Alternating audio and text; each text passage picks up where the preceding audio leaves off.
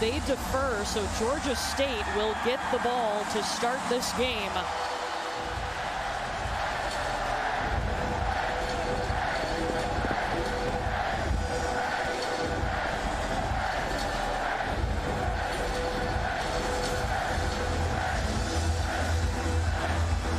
Mitch Jeter to kick it off. Terrence Dixon is back for Georgia State at Williams-Brice Stadium. Hoppin'.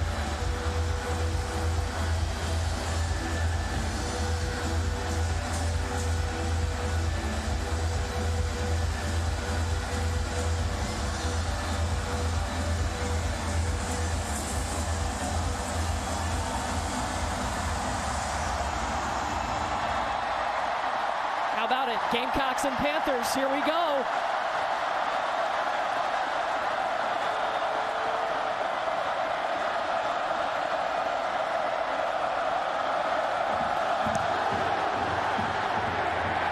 The booming kick from Mitch Jeter, that goes back into the end zone. So we're talking about a Georgia State team in its 6th season under head coach Sean Elliott. Second year in a row that Darren Granger, number 3 in white, is going to start at quarterback. He started his career at Furman, was there for 2 seasons. Ended up being the MVP last year of the Camellia Bowl. Took over in game 2 last year, and so now a little more comfortable in this offense, year 2? Yeah, I think there's a lot of more comfortable guys in this offense, but it starts with Darren Granger, a guy that is going to be asked to do a lot. When we talked to their offensive coordinator, Trent McKnight, earlier in the week, he said, we got an answer for everything as long as he makes the right decision at the line of scrimmage. First handoff is going to Jamias Williams, the South Carolina transfer. Actually played in the secondary when he was a Gamecock. Joined the Georgia State program back in 2020. A pickup of 6 yards, moves it to the 31. Back to Williams again. The first down, breaking tackles. Jamias Williams. I think he's excited to be back in Columbia. Yeah, what a story, right? Played here for South Carolina as a defensive back. Played 3 different positions in the secondary before going to Georgia State, and they're utilizing him now as a running back, a guy that has obviously got some explosiveness and finishes with some physicality. So a 41-yard pickup. First 2 carries have gone to Williams. They go back to him, and why not? If South Carolina can't slow him down, that'll be a pickup of 5 yards. R.J. Roderick in on the tackle. We're already seeing, remember, you got the good backs, but you got a veteran offensive line for Georgia State. Yeah, 4 of the 5 starters back from last year. In fact, 3 of those guys have started every single game the last 3 years, so they feel like they have the ability to move this defensive front for South Carolina that lost 2 of their biggest pieces from last year's team. Jordan Strawn gets the stop there. He's kind of the opposite of Jamias Williams. He started at Georgia State, and now he's at South Carolina. Third down from the Carolina 24. Williams took the snap. Excuse me, Darren Granger running forward. Remember, he is a mobile threat, and talking with Clayton White, the defensive coordinator for Carolina, that was a big concern.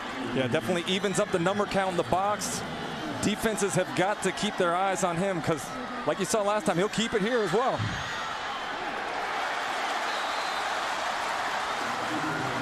Brad Johnson with the tackle by Granger.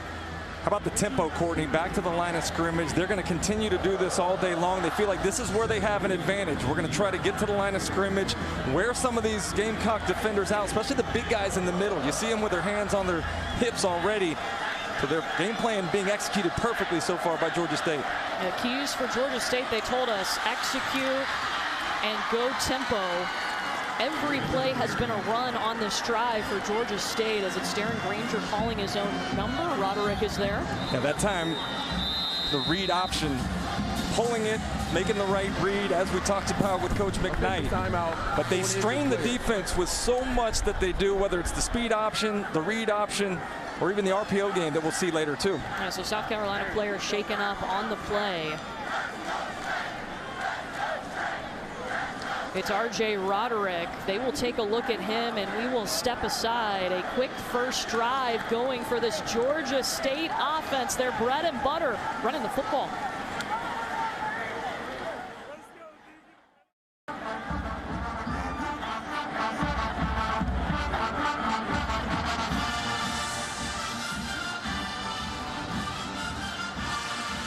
Opening drive for Georgia State's offense. Their head coach, Sean Elliott, he's not unfamiliar with Williams-Brice Stadium. They have gone 66 yards, all on the ground. The first 4 carries by Jamias Williams, the last 3 by their quarterback, Darren Granger. And they'll pick up here on 3rd down at the South Carolina 9. Granger has Williams and Tucker Gregg back in the backfield with him. 2 wide receivers at the top. Their returning leading wide receiver at the bottom of the screen, and Jamari Thrash.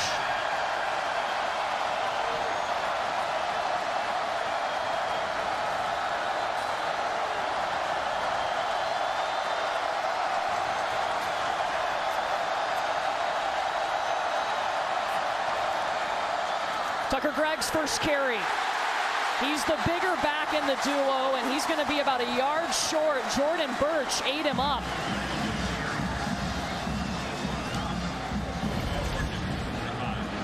They're just trying to run the ball right at the middle. Good job by Jordan Burch, getting some penetration. Penetration disrupts everything that an offense is trying to do. And how about the big guy trying to step in to the shoes left by J.J. Enagbare. Excited about the opportunity to really be the man on the defensive line. A lot of potential coming out of high school. Has struggled to get that realized potential, but nice play there so far. So they bring in 2 tight ends here. Chris Bird and Aubrey Payne came in and lined up on the left side of the line. First charge time of the half, Georgia State. I mean, we're not surprised by this, right? Why wouldn't you go for it? And we're not surprised by what we've seen, too. They're the 8th best rushing team in the nation last year. Got 4th down coming up. We'll see what they do out of this timeout. Looked like they were going to go for it, but we step aside and going for it on 4th down. Tucker Gregg is the back. They'll hand it to the big guy. Not tonight, says South Carolina. Nicky Manwuri, a freshman, along with Jordan Burch in there. They're going to take a look at it, though, Courtney. I don't know if forward progress may have gotten him enough. They're signaling South Carolina ball. Georgia State seems reluctant to accept that. Of course they are. I like the call, though, regardless of whether or not they get it here. The aggressiveness, trusting your offensive line. And Tucker Gregg was a guy that picked up 7 4th down conversions for this Georgia State offense last year. I love that they went to the well. It may not have worked, but it was not Tucker Gregg. Sorry. No, that was Tucker Gregg. Was it? Yeah, they gave him the football. I mean, he's the bigger guy. He's the one that likes to get in the weight room extra. I mean, Sean Elliott, this team was moving down the field. That could be a big momentum shift with South Carolina getting a stop. But what a good job of finding their equilibrium defensively. Like, you give up a couple explosive plays, you don't panic. That's something that Shane Beamer talks about. How you handle adversity. When that adversity inevitably strikes, are you able to get things back on track? The defense did right there after giving up a bunch of yards. The bend but don't break mentality, at least for the moment, has the offense back with the football. So they're going to take a second look at this. Mitchell Wilkins is our replay official tonight. James Carter, the referee. Looking to see if Tucker Gregg was able to get this first down.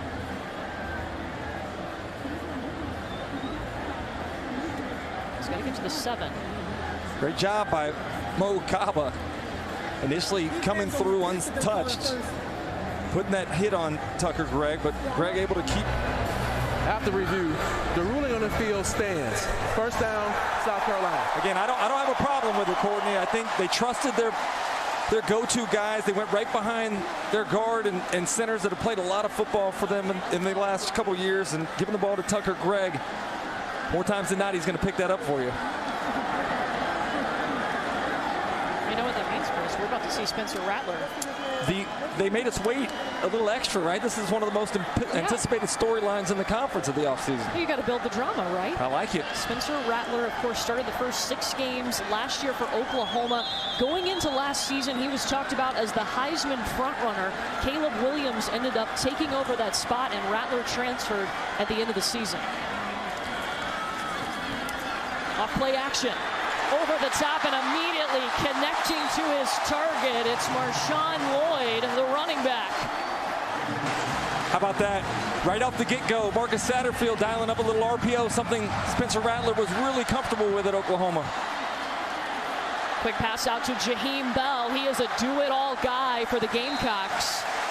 And the tempo working for Carolina. Bell to the 31-yard line, still a couple yards short of that first down. Hey, look, how nice is it you get a player out of the transfer portal who was the Heisman frontrunner last season and has a 15-2 record as a starter? It's a big-time luxury, especially given what they had to deal with last year. 4 different guys started at the quarterback position, so this will bring a little stability, hopefully, for this offense. But how about 2 guys, much maligned, Spencer Rattler and offensive coordinator Marcus Satterfield, get a chance to work together to kind of have that retribution story.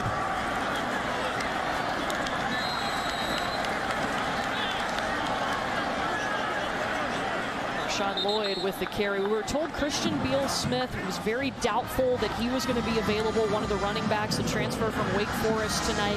He did practice this week, but then Coach Shane Beamer told us his injury actually got a little bit worse, so he was unsure yesterday if we would see him, but didn't think so. What a luxury, though. Really talented backfield there. You have Marshawn Lloyd back to full strength. Juju McDowell, who had a nice year last year. You get the transfer, Dante Miller in from Columbia.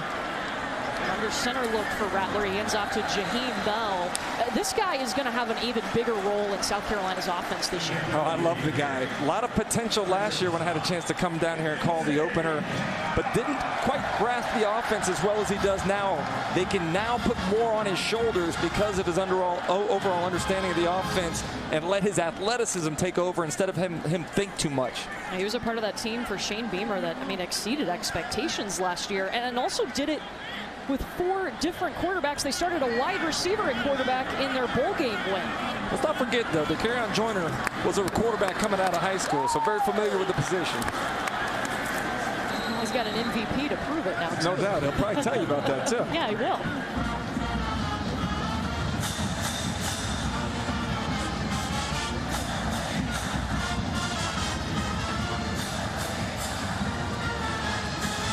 Second and 7 coming up. You're going to see some more huddles than Spencer Rattler maybe is used to seeing in his Oklahoma days. Under center as well, more than Oklahoma days, too. Spencer rolling out and firing down the field to Juice Wells.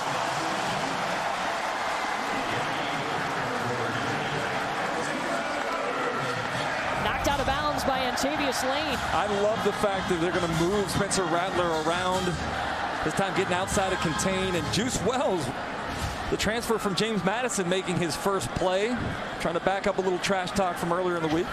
I think got a little excited in a press conference. I think he's out on the field. It was a record-setting wide receiver at James Madison. Pitch out to Jaheim Bell. What does he do to a defense? Talking about Jaheim Bell. Well, first and foremost, you don't know where he's going to line up. He's got versatility. He can put his hand on the ground and be an attached into the line blocker. He can line up outside and play like a wide receiver. And as we've already seen and what we will continue to see is line up in the backfield as a running back. Perhaps a guy that Marcus Satterfield suggested could carry the ball 10 to 15 times, which sounds crazy. Apparently, it's up to Jaheim to go tell Coach Satterfield when he's had too many carries. Yeah, what player is going to do that? Right, Gordon? exactly. That's my point. Rather looking over the top and firing to Austin Stogner, his teammate at Oklahoma, actually played a big role in getting Spencer Rattler to transfer to South Carolina with him. Yeah, how about the story that Shane Beamer talked about? They didn't think Spencer had any interest at all in coming here. Wouldn't meet with Marcus Satterfield, didn't take an official visit here. Somehow Austin Stogner talked him into coming, and now the pair, a very productive pair of Oklahoma Sooners, dressed here in Gamecock colors tonight. Not that different of a color, though, right? I don't know, Gamecock fans might argue their garnet's a little prettier. I like the garnet. Yeah. Third down at midfield. This is the 9th play of this drive for South Carolina. And Rattler has time, was looking for Xavier Legette. And Jamil Muhammad broke it up. So we saw a little bit of both. We saw some huddle, we saw some under center. We also saw some tempo from South Carolina. Little tempo, some RPO multiple times there offensively. So it'll be interesting to see how the offense that Marcus Satterfield runs takes some of the concepts from Oklahoma and melds it to what he's doing here. Kai Kroger is the punter. Terrence Dixon back to receive and calls for the fair catch. 2 defensive stops in this game. Georgia State getting ready for their second offensive possession when we come back. South Carolina, he was under Muschamp and under Spurrier. Actually was the interim when Spurrier retired. Yeah, it's a interesting connection, right? A guy that's from here in South Carolina, played high school football here, won a state high school championship, now a chance to return as an opponent.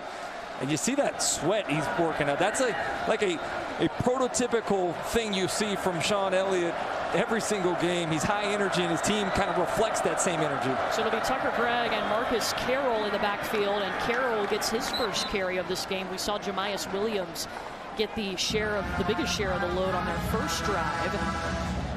Devonnie Reed with the stop. Sean Elliott lives every play also. If you've never met him or talked to him, he is in it.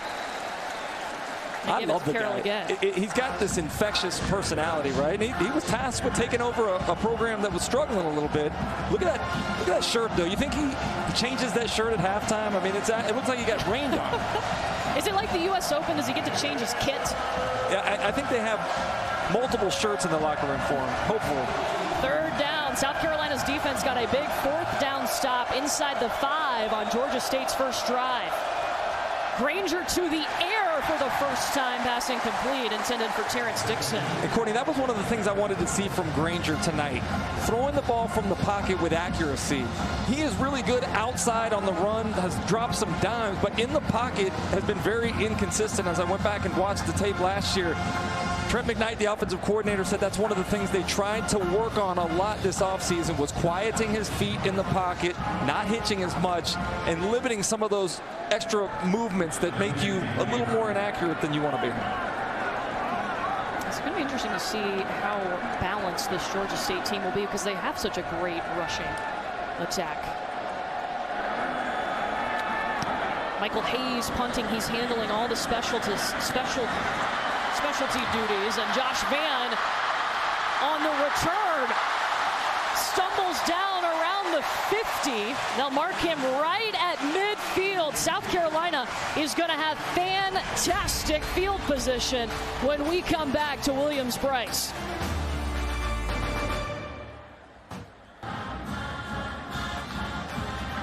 Hey, coming up later tonight, 10:30 Eastern on SEC Network. The guys got you covered. Jari Noga, Ben Watson, Takeo Spikes. They're taking you through all the SEC games. It's a great way to get caught up. That'll be tonight at 10:30 Eastern. You know they're talking about Georgia's big win. You know they're talking about Texas A&M getting the shutout. And maybe talk about your Florida Gators. Yeah, 7-7 right now in the Swamp. Not that you're watching that game, no. Right? Nope. Quick pitch out to Amarian Brown. Tavius Lane, they call him Hit Stick. He was in on the stop. Yeah, tremendous job of Lane right there, diagnosing the play and then coming up in a hurry. Looked like it was a shot for being a big play there, but Lane quickly closes ground and holds him to a 1-yard gain. We saw Spencer Rattler under center. Also working tempo on their first drive, starting with great field position. Hand off to Marshawn Lloyd. No gain on the play by Brykees Brown in the coverage. Shutting him down, and 3rd and 9 coming up. Yeah, Blake Carroll was the one that actually made that play, penetrated and forced the ball carrier to bounce outside. Great job of team defense by Georgia State there, coming up to clean up the rest of it. And again, very little on the ground that the Gamecocks were able to pick up there. Yeah, this Georgia State defense, the last 3 games of the season, they allowed a total of 129 rushing yards. Total, not average.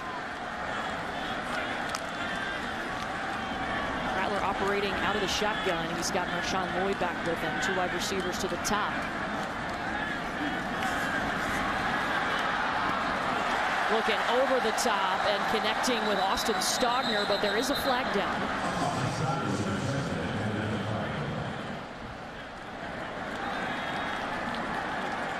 The yellow flags came raining down emphatically there. It seemed like everybody may have seen that push off from Austin Stogner.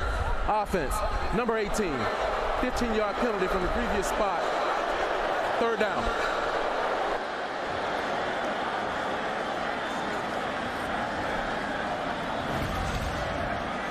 Stogner's in the slot, the number 3 receiver. That is blatant right there. Now, the one thing you can't do is extend the arms and hands. If he just puts his shoulder down and have a little incidental contact, you probably get away with that. But very demonstrative push there. So now what was a 3rd and 9 turns into 3rd and forever. Rattler connecting with Jaheim Bell over the top. He'll be just short of the original line of scrimmage. Exactly how you're supposed to play that right there. Drop 8 into coverage, let them take the shallow cross underneath, and then rally to the football. And a little scramble happening on the sidelines right now. Look, we knew there was some drama coming in this game, right? There's 20 guys on the Georgia State roster from the state of South Carolina. Highly motivated, getting a chance to come back home. Some feeling like perhaps they were overlooked by their home state university, so they played hard to this point. And again, this is not a team that you're going to just look at the schedule and say, that's a win, it's a cupcake. This is anything but that. A team that's continuing to ascend over the last few years under Sean Elliott. Kai Kroger on the punt. Terrence Dixon will let this one go. Just hops its way into the end zone. And you talk about the connections too to South Carolina, and Tamara told us about Sean Elliott's connection too. His family actually still lives here in Columbia. This is him in high school. He played at Camden High School in Williams-Brice Stadium playing for a state championship. Yeah, you can see he's got a little extra juice, but he always brings that juice. Look at him in pregame.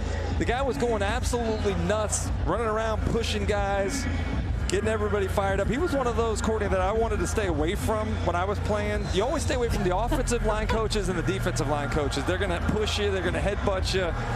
It's a lot.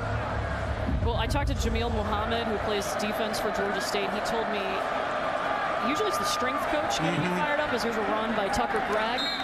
But for their team, it's Coach Elliott. And if you're not juiced up like he is, you better get there.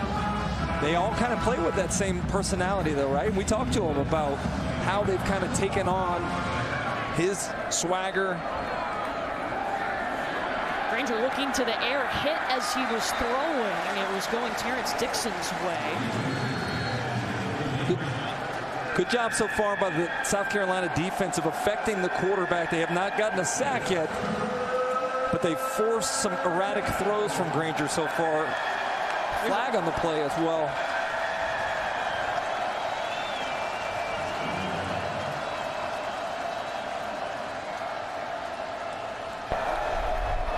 Ineligible receiver downfield. Offense number 62. That penalty is declined. 3rd down. That was Malik Sumter, the center. 3rd down, Georgia State 1 for 3 on 3rd down. They'll take this one from their own 24.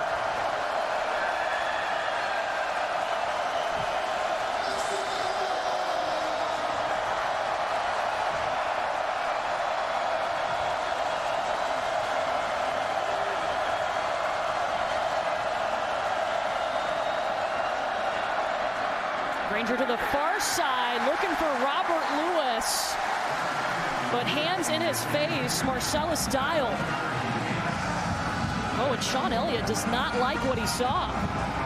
Take a look at what Dial had in coverage. Nice job of squeezing the receiver. Gets a little handsy there, but not enough to draw the flag, and Georgia State having to punt again. What do you think about that? He grabbed his shoulder pads and held on. That's what defensive backs do. They constantly cheat. You know, they're us innocent wide receivers. Yeah, here you are as a wide receiver. Yep. Thank you for your unbiased opinion, Chris. I thought it was good coverage. Yeah.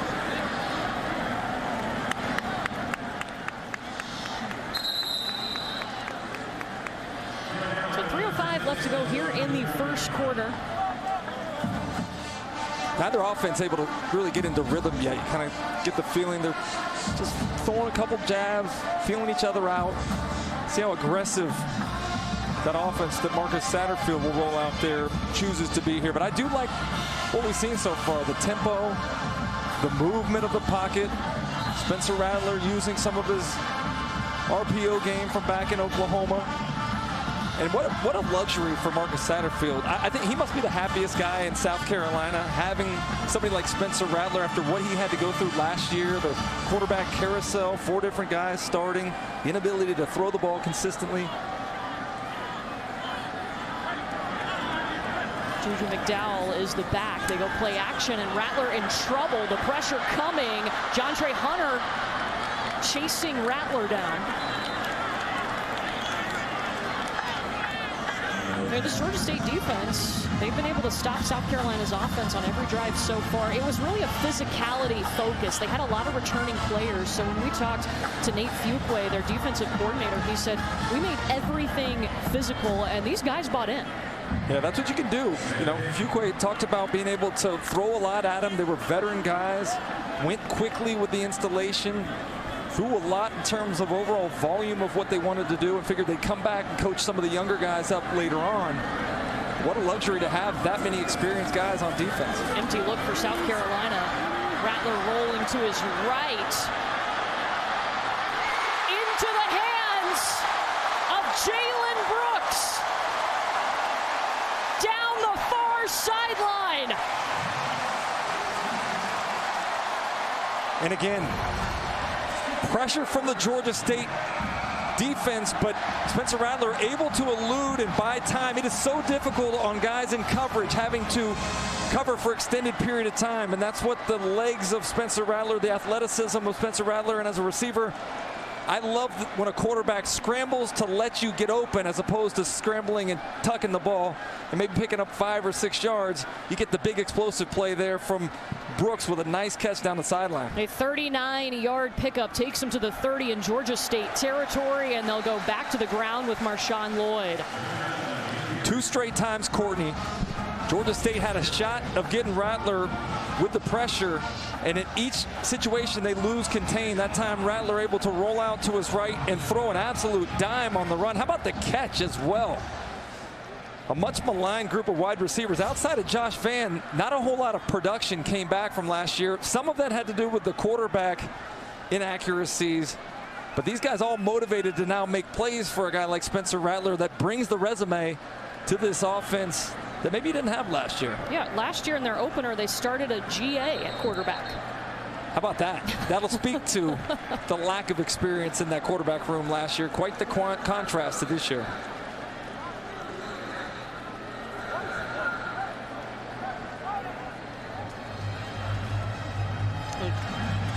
Timeout called. You know, we mentioned Georgia State calling that timeout. We mentioned the plethora of quarterbacks that South Carolina ended up using last season. 4 different quarterbacks started a game. Luke Doty went in thinking that he was going to be the guy and ended up having season-ending surgery on October 21st. Had some issues in the preseason as well. Had to bring, as you mentioned, a grad assistant at the time, Zeb Nolan, from out of the coaching staff ranks. Started the game against Eastern Illinois last year. Went through 3 of those different guys in the regular season. Then finally, against North Carolina, quite the game plan, bringing DeCarrion Joyner in. The unexpected start in the Duke's Mayo Bowl against North Carolina. And boy, probably the best offensive output of the year. MVP? No doubt. For Joyner in that Mayo Bowl. Marshawn Lloyd, he's got the edge. Cuts back inside, eventually taken down at the 12-yard line. Quavion White, a 13-yard pickup from Marshawn Lloyd. Look, this guy got injured early in his career, but this year he is their guy in the backfield. Yeah, wasn't quite sure last year how the stability of the knee was going to hold up. This year seems to be 100% healthy, and Marcus Satterfield could not talk enough about the kind of teammate he's been, the answering of the challenge that he's thrown out there, being more physical, and that time you saw patience letting things kind of sift out. He'll give it back to him, and Shamar McCollum read that one like a book. A loss of 3 on the play. And McCollum's going to come off the left side of your screen unblocked. 53, Vershawn Lee whiffs. That's a good way to end a potentially good play by not picking up the assignment there on the right side. Juju McDowell is the back now. They'll put Austin Stogner in motion. Rattler trying to escape the pocket, gets eaten up.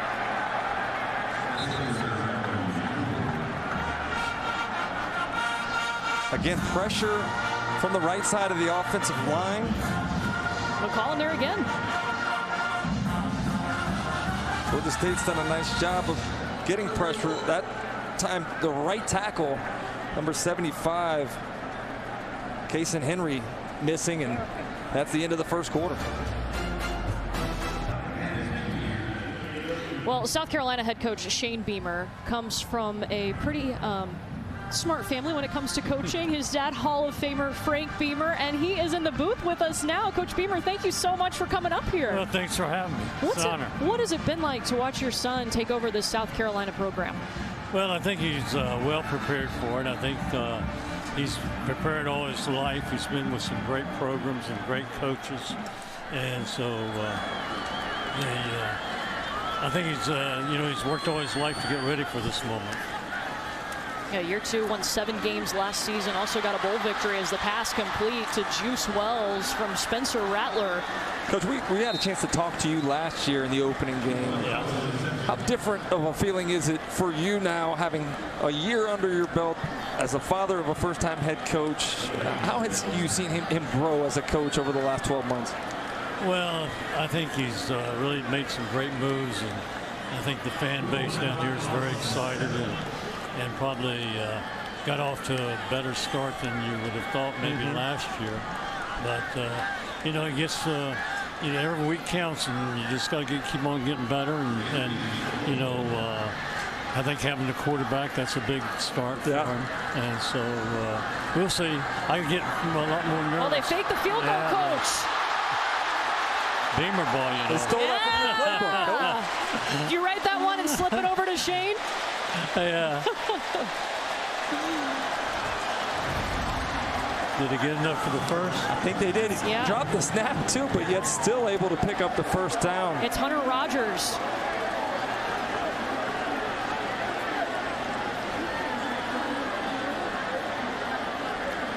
Coach, is that something that you see in the film study? Like the first game of the season, you don't necessarily have a whole lot to be able to look at that's applicable to this year. How do you know the spots where you want to call something like that? Yeah, well, I think you go back and watch last year, the final games last year, and personnel, and you try to get somebody that lines up maybe not quite got everything covered. They got it, Coach. Yeah. And that's a big, I said the quickest way to win a football game is in the kicking game. So right there, instead of 3, hopefully they're going to get a 7, and that's a big difference in the game. So Spencer Rattler in this offense back out on the field. Marshawn Lloyd, the tailback, as Rattler will go under center here on 1st and goal. 9th play of this drive. They give it up to Lloyd. Dragging a defender with him, but will lose a couple of yards on the play. Face mask possible there. Yeah. Marshawn Lloyd looks quick, though, doesn't he, Courtney? We talked an awful lot about him coming back from that knee injury, but tonight, very patient, being able to bounce outside, showed some strength in carrying a tackler there. Nice to see him back to 100%. I remember talking to Marcus Satterfield. He said in the spring game, I told Marshawn. Personal foul, face mask, defense, number 34. Half the distance from the previous spot. First down. We got to be more aggressive running the football. So he came out the first 3 runs of the spring game. He was shooting out of there. Yes, he did.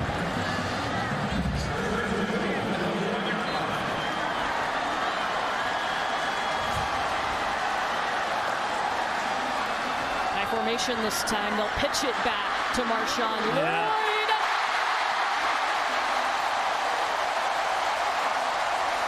And South Carolina with its first touchdown of the season.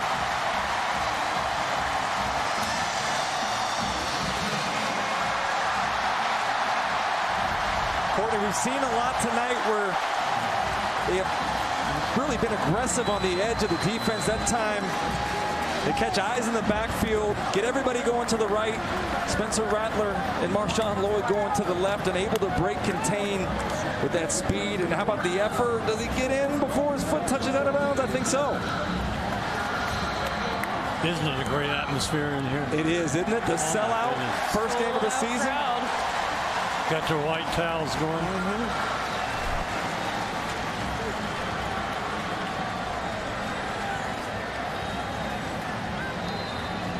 So there was a personal foul on the defense. So they'll take the touchdown, and it'll be Mitch Jeter coming out to kick the PAT. Coach Beamer, thank you so much for joining us. We appreciate it. Thank you so much for having me. Good to see you. Thank you. Enjoy the rest of this one. We will. Hope so. Uh-oh. May not like that one. No, we don't want too many more plays like that. Yeah. All right. Thanks, Coach. Appreciate it. Hall of Famer Frank Beamer in the booth. South Carolina with its first touchdown. Marshawn Lloyd punching it in. 6-0. A couple days before kickoff here, a lot of optimism around Columbia and this fan base in general, as there should be. I mean, Coach Beamer mentioned it earlier. Coach Frank Beamer mentioned it earlier. They exceeded expectations in year one, which is a great thing, but it also sets the bar pretty high.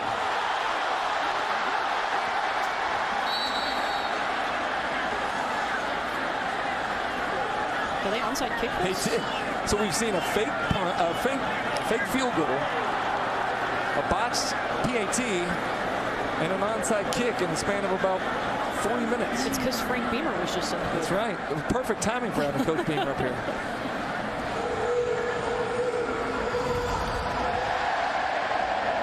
Surprise onside. An aggressive decision there. But one shows, like Coach Beamer talked about, you see something in film study, front line getting back too quick. South Carolina tries to take advantage of it. It's also a great statement about how you feel about your defense's ability to stop the opposition if you don't convert the onside kick attempt. Georgia State, who started out running the football very well, has had just 30 yards on 13 plays since Jamias Williams had a 41-yard run. And Darren Granger trying to throw on the move. His pass batted down.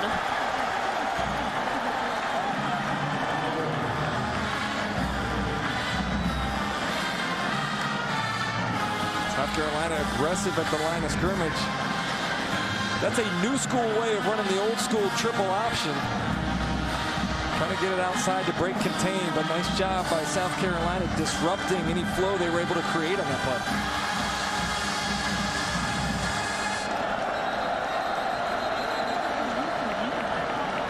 And South Carolina is going to call a timeout here. First charge timeout of the half, South Carolina.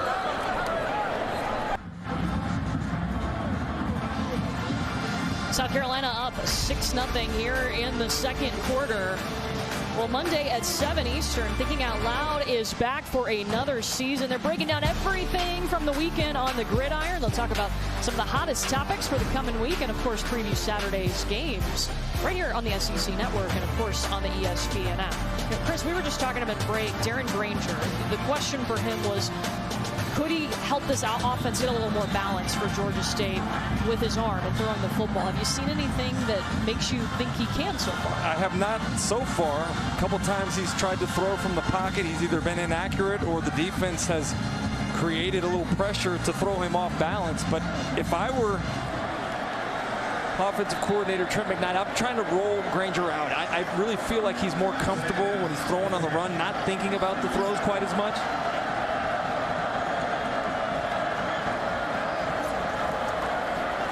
Handoff to Jamias Williams.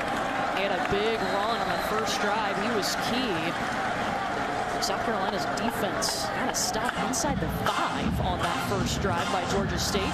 What did Georgia State talk to us about their recipe for success? They got to go fast and they got to execute at a high level. The execution has not been there following that first drive, so they got to clean things up a little bit to gain a little bit of rhythm offensively. Third down, Panthers 1 for 4 on third down in this game. From their own 40. Pitch it out to Jamias Williams. Gamecocks swarming. Third consecutive 3rd and out forced by South Carolina's defense. Great job of playing team defense. That's the old school option there. And it requires everybody be disciplined with their assignment. Debo Williams comes up in a hurry. His assignment is to stay with the pitch man and comes up, makes a one-on-one tackle in open space. Jordan Strawn also there. The Jordans are going to be big for South Carolina's defense. Jordan Burch, Jordan Strawn.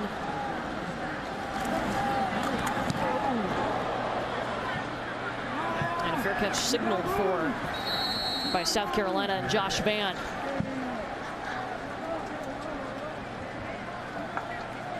On the flip side for South Carolina, what do you think about Spencer Rattler so far? Moments of success. We've seen him throw a couple deep balls down the sideline when he's had to elude some pressure. But right now, I think it's more about the offensive line. And that was one of the things we wanted to see coming into the season. Could they be more consistent? Much maligned for a lot of the year last year. They returned 5 starters, but I'm trying to figure out, is that good or is that bad? So far tonight, they have not had the consistent success you'd like to see protecting and moving guys off the line of scrimmage.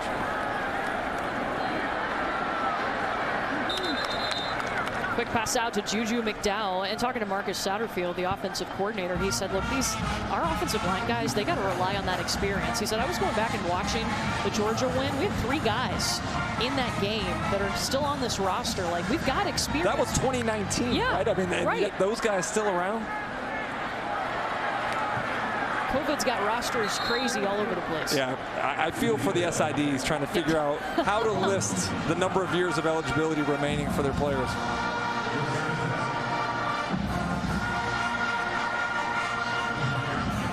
3-yard pickup.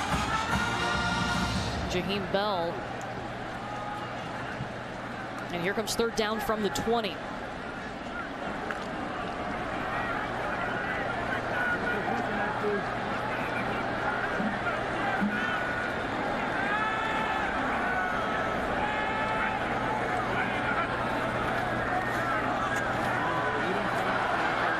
Flag out.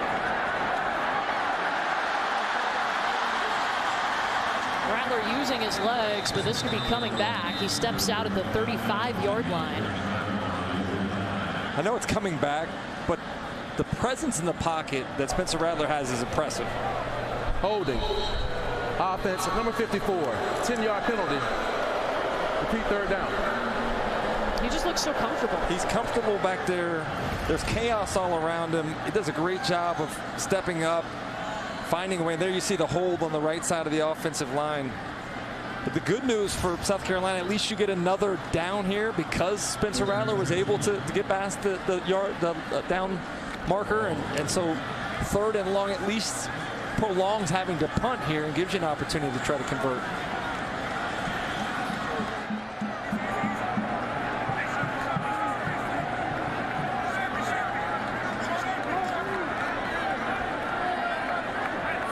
On the 10, they're trying to get to their own 27. Hopped out of his hand for a second. Fires over the middle. Oh, incomplete. Intended for Josh Vann. You do not see Josh Vann drop many of those. He's become tremendously dependable on the ball. Look like it may have gotten tipped a little bit by number 4, Jordan Denzial.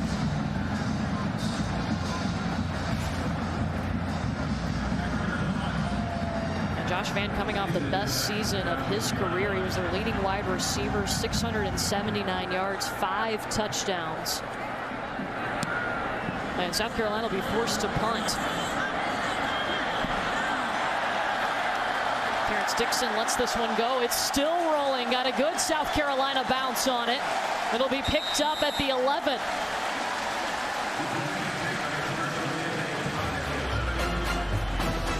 Georgia State. Guys, I agree with Shane Beamer. After climbing all these steps to get to the top of the stadium, it is not easy to be up here. And I asked him this week why he brought the team here at the top of the stadium to explain their why. And he said he was busy doing a workout with the 2 strength coaches, and he realized, I need to bring the team up here. It hit him that they needed to see this and know that people were paying to sit up here. And guys, I was sitting up here today, and after talking to him, he said that it touched more than just his team. It touched people outside of this league. Right, Courtney? When we talked to him, he mentioned that it touched even guys in the NFL. Yeah, he got a lot of great feedback. Some guys texting him about doing that with his team.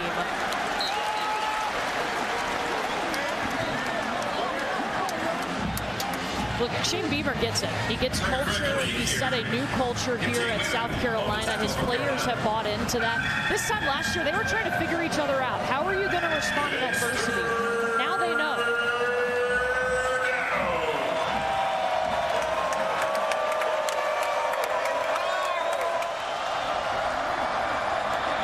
Darren Granger trying to run on 3rd down. Stopped at the 10. Found on that a little bit too. People were curious outside of Columbia when they hired Shane Beamer, a guy that had never been a head coach before, had never been a coordinator for that matter before, but he fit the culture well after being here on Coach Spurrier's staff when they had some of the best years in the history of this program. He affected a lot of people's lives positively, and when they went back and talked to some of the former players and the administration around here that knew him from that time, they all unequivocally said he would be a perfect fit, and he has been just that in a year plus of his tenure as the head coach here at South Carolina. This defense has forced another punt by Michael Hayes. Ooh, and it was almost blocked. This is in the hands of Josh Vann at the 50. And Courtney, you mentioned it. The defense has done a great job since that first drive where they gave up a 9-play, 67-yard drive. It's been 3 and out, 3 and out, 3 and out, 3 and out on the 4 successive possessions. So good job of Clayton White's defense kind of regulating things and being a little bit more sound with what they're doing in their execution. Yeah, one of the big focuses for his defense this year was improving their run defense, because that was one of the areas that they struggled. And why not get a good test in the first game against the 8th best rushing team in the nation from last year? Yeah, you couldn't ask for a better test than what Georgia State's been able to do over the last 3 years. But it's come with penetration, and it's come with discipline, and keeping Granger locked up, a pretty tough challenge.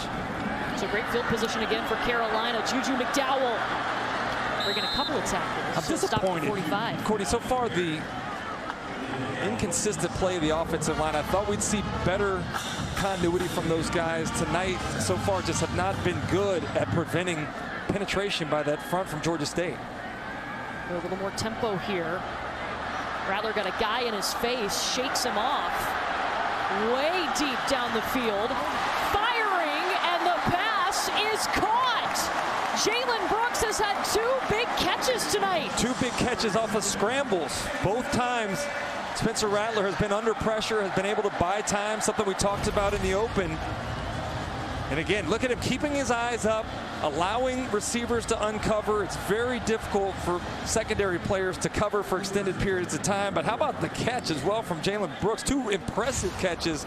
That time using his hands to go up and get the ball behind, securing it with his body and moving the chains. I go back to the ground game with Juju McDowell, but going back to Jalen Brooks, a guy that in his 5th year had to step away for the last half of last season due to personal reasons, and has come in to this game and had 2 big catches. He's been the guy that Spencer has gone to when he needed him most. Yeah, you want a feeling of revitalization for these wide receivers. Just looking in the backfield, seeing a guy like Spencer Rattler that's trying to help you get open, gonna deliver the ball if you're able to work your way free. I'll tell you, as a former receiver, nothing more frustrating than to see a quarterback scrambling, tucking it to run when you're wide open down the field. So they've lined Jaheim Bell up as a running back in this look. Off play action. And he's tried to swing it out to Marshawn Lloyd out of the backfield.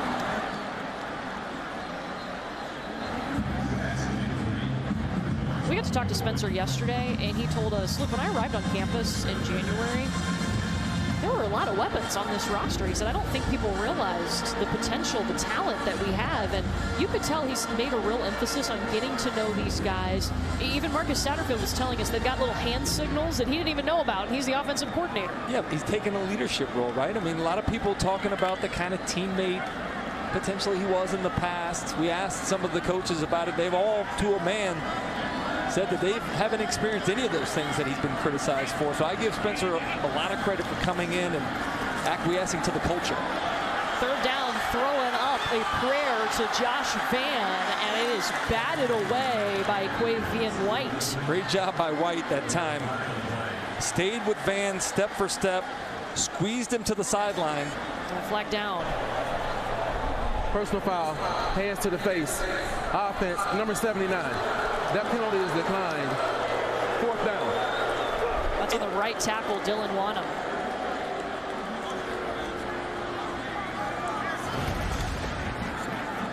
Yeah, the penalty occurs on the right side of the screen there. You see the hands up in the face mask. Just can't do that. And again, offensive line play has not been what we were led to believe it was going to be after having some time to gel in the offseason, continue to make improvements on some of the things that really slowed this offense down last year. Now Mitch Jeter is on to attempt a 53-yard field goal. And South Carolina's going to take time out. Second charge time.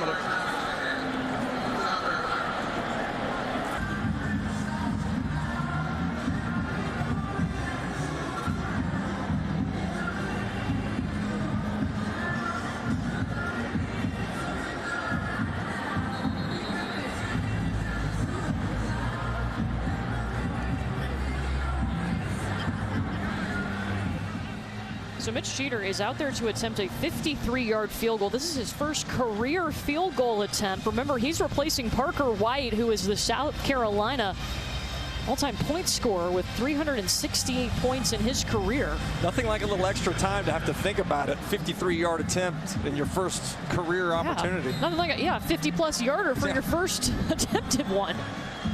Here we go.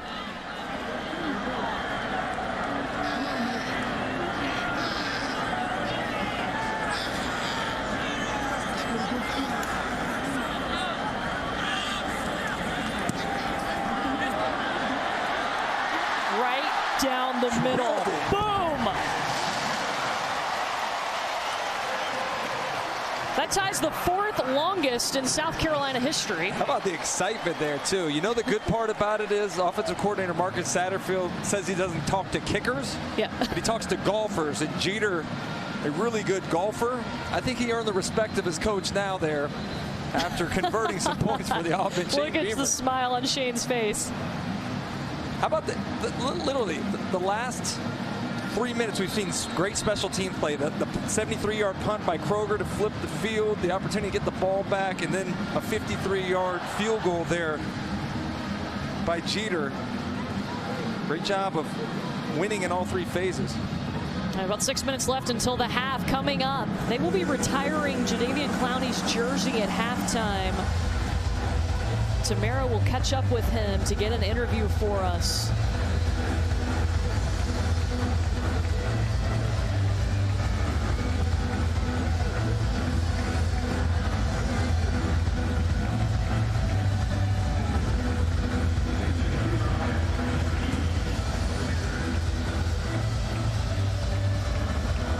Dixon and White back for Georgia State. They don't have to do much as this one goes into the end zone.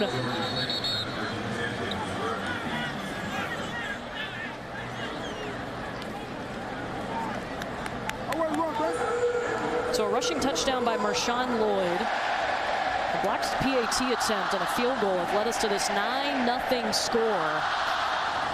Last time we saw Georgia State on offense, we were talking about South Carolina's defense because they've adapted well to what the Panthers want to do. Yeah, 4 straight 3-and-outs. Georgia State's possessions on offense have not had the success nor the rhythm of that first drive. But what were they doing early on? Utilizing Jamias Williams. Had some explosive plays on the ground. They fake it to Williams and Darren Granger to the air. Receiver comes back for it. Jamari Thrash. What a catch. Had to get around Marcellus Dial. Yeah, pretty good coverage. But nice job of Thrash. Both receivers see the ball. Thrash able to put his foot in the ground and come back and catch it with his body.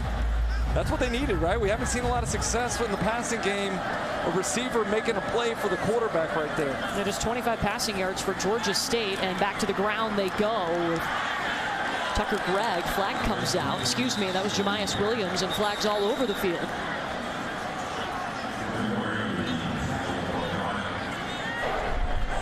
Personal foul, face mask, defense, number 24, 15-yard penalty, automatic first down.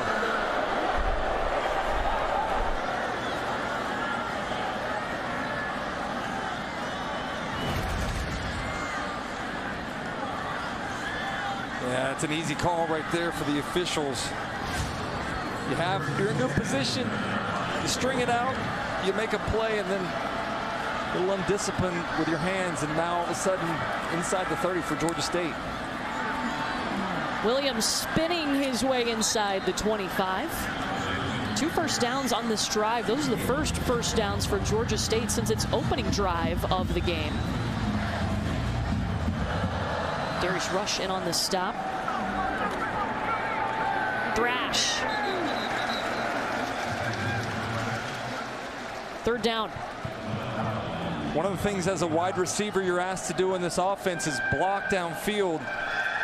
That time, the fellow wide receivers did not take care of Thrash. As South Carolina's defense able to come up and rally to the football. 3rd and 2.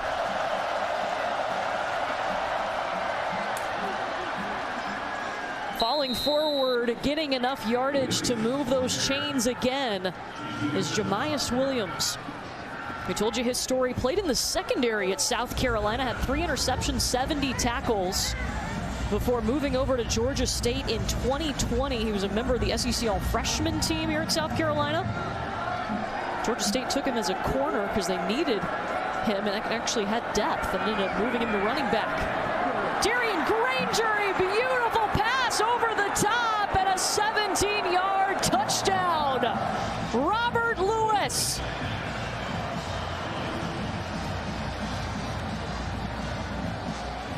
Courtney, I watched Georgia State last year run this exact same play with a wide open receiver running the skinny to the backside. And Granger missed it that time. Not the perfect throw, but one where his receiver could get the hands on the ball. A couple big plays in the passing game, something that has eluded them consistently in the past, something they worked on a lot in the offseason. Nice job by the receivers on that drive of making plays for the quarterback.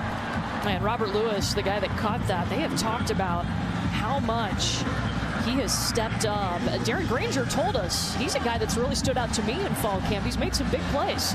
Yeah, it's a great endorsement by your quarterback when they talk about the plays that you've made in preseason. What a great way to show that you're ready to make plays in the game. That's what you want as a coach.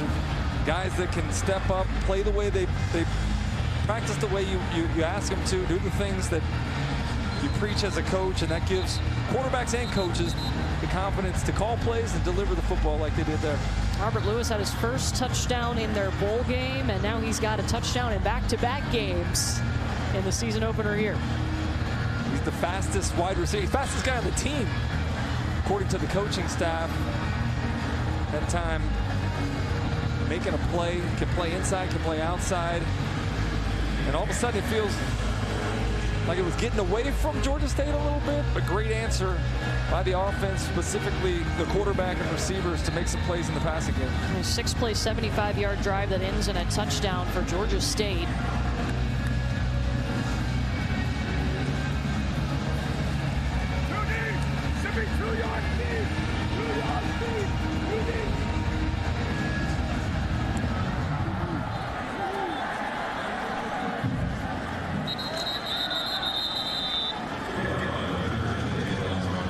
Into the end zone, and South Carolina up next. They've got a rushing touchdown and a 53-yard field goal to get them those 9 points on the scoreboard tonight. Spencer Rattler's numbers, 10 for 16, 104 yards.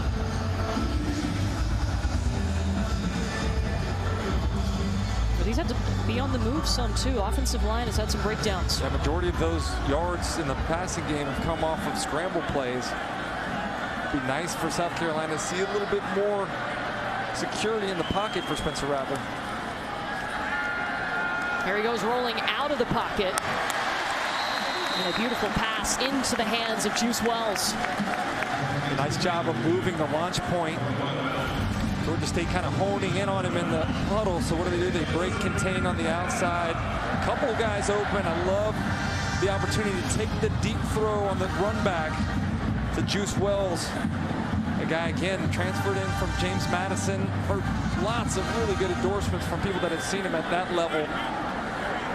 So just really confident he'd be able to fit in well playing here in the SEC. And a 15-yard pickup takes South Carolina to its own 40. He's going to go back to Juice. Gain of 2-3 on the play. Jordan Vinzial with the stop.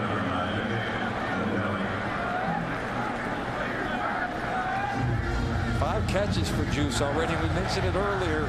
Little bulletin board material that he threw out there for Georgia State, but he's backed it up so far tonight. Shown up as kind of the main target for Spencer Rattler so far.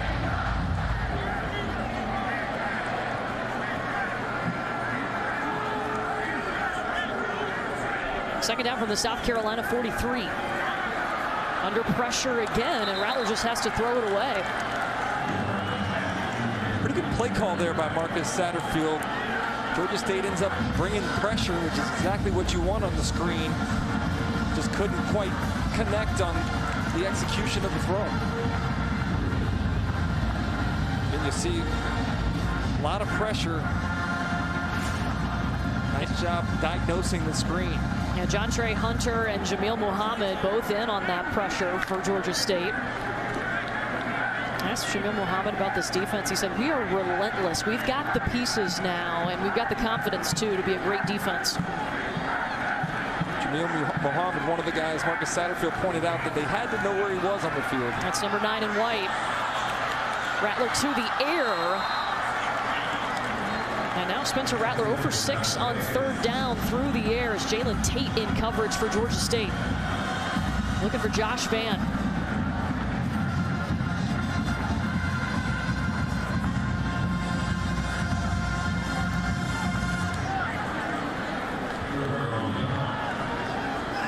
Okay, Kroger on to punt.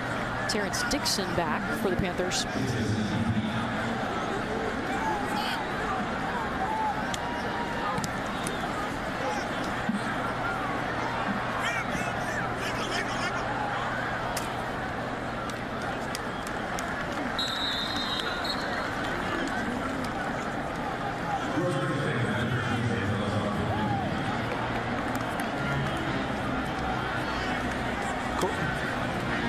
Hey, we want to let you know, coming up at halftime, we'll be just like you're here at Williams-Brice Stadium watching. You'll get to see the band perform. The Carolina band, they're getting set to head out onto the field. You can see it on SEC Network Plus and start streaming now on the ESPN app. Courtney, you mentioned Spencer Rattler 0-6 on third down. South Carolina is a team 1 of 7. Largely because of the down and distance, third and an average of 11 yards to go. That is not something easy to convert, so South Carolina has to do better winning on first and second down. Jamias Williams. To the ground game goes Georgia State. If you're just joining us, this Georgia State program 8th in the nation last year in rushing. They returned their top 3 rushers, Tucker Gregg, Jamias Williams, and their quarterback Darren Granger. They had a beautiful touchdown pass on their last drive to Robert Lewis over the top.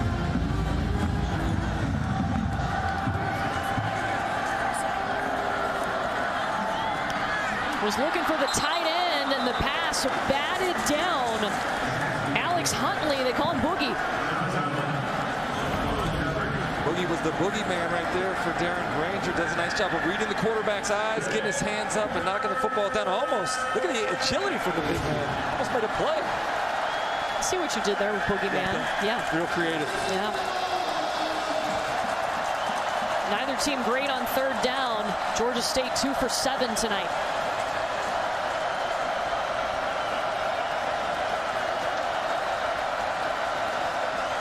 Tucker Gregg is the guy. Pounding his way forward. And he should have a first down. How about the physicality of Tucker Gregg right there? Coaches talked about loving his physicality running the football. I love the story.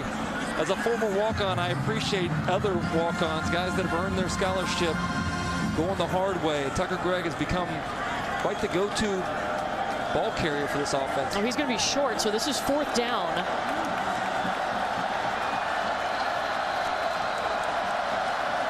They've gone for it once on 4th down, and South Carolina is going to take a timeout. No way do you go for it here. You close the gap to the 2-point differential. The defense is playing well. Punt the ball, play defense here before the half. Going back to Tucker Gregg, my favorite story, though, was the coaches told us when he first got on campus, he was sending them videos and info about how his lift went, getting after it in the gym, and they were like, it kind of got annoying after a while. Guy loves leg day. You know, wants to share his success from leg day with his coaches. They'll take leg day on the football field.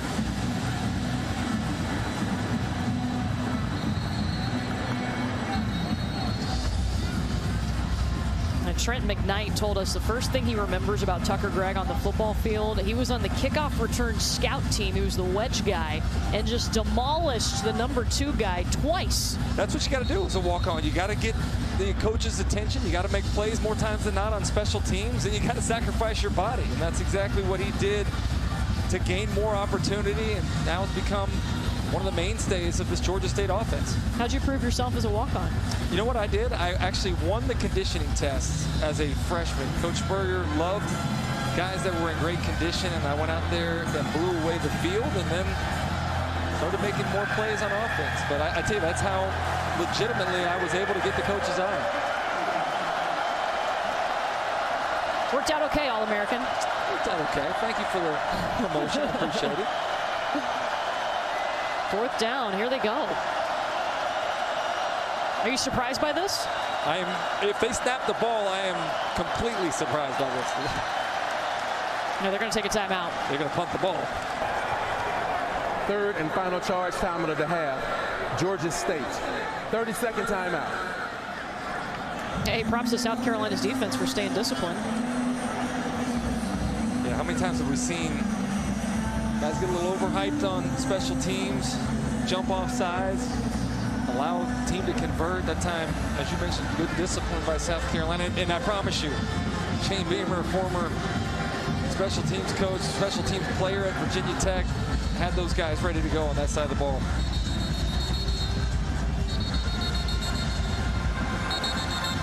Can't overlook special teams coordinator Pete Lembo either. We got to talk about him later on. You and I had a chance. Oh my goodness, love that guy. Yeah, he was amazing yesterday, talking to you and I and Tamara. Just right in the middle of the hallway in the football facility. Yeah. Literally, I think he had a special teams meeting to get to, but he was so excited to tell us stories, which we appreciated. Yeah. Always got a lesson about World War II or something up his sleeve.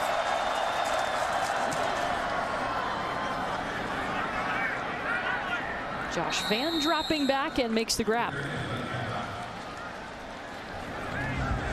All right, so what are you looking for South Carolina offensively to adjust? I'm looking for better offensive line play. I'm looking for more productivity on 1st and 2nd down. Looking for a little better completion percentage from Spencer Rattler. But to his defense, he has not had time to really set his feet, throw the football in rhythm. Credit to Georgia State, though. You know, that was one of the things we wanted to talk to Nate Fuqua about was, how are you going to attack this veteran offensive line, especially with a 3-down defense that they play, a little undersized, and he said it was all about quickness and aggressiveness, trying to penetrate, which they've done well tonight.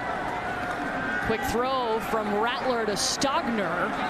Spencer was hit as he was throwing the football, and Octavius Lane hit stick got all over Stogner too. Benziao creating a little more pressure there, coming free, unblocked, right in the chest to Spencer Rattler. 2nd down, he'll step up, tuck it and run. 1st down thanks to the legs of Spencer Rattler.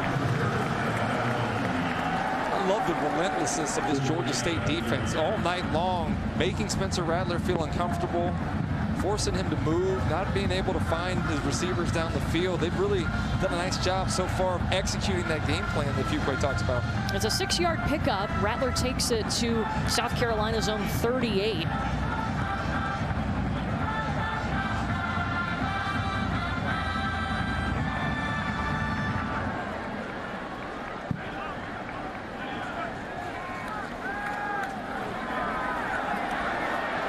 Time for Rattler to throw, and he finds his target, Juju McDowell. Oh, he turned the football over. Oh!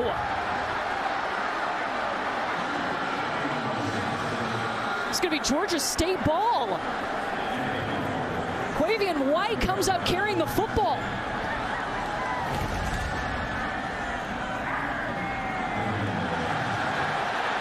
Yeah, clearly that's down. I like the call, though. I like not blowing the whistle dead. Give yourself an opportunity to go back and review it if there's any question. But clearly down after the short completion.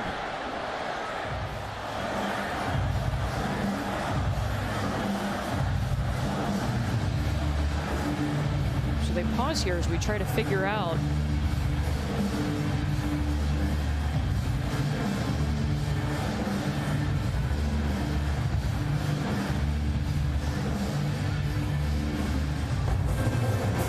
on the field is a fumble recovered by the defense. The previous play is under review. Question, Courtney, will be, do they have a look that definitively shows his knee down? I think we could all tell that he was down, but is there a look that shows that to overturn what the call on the field was? Yeah, they're saying the call on the field, obviously, that he was not down.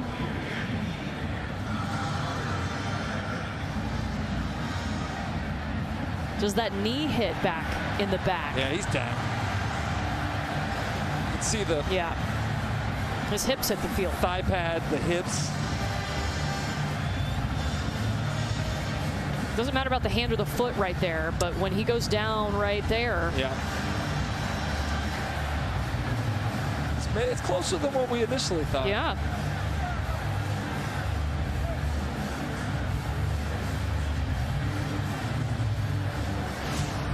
Does he have possession too when his hips hit? Pretty good look at it. The key, like you said, is that the ruling on the field was that he fumbled the football. So it's got to be obvious and clear for them to overturn this.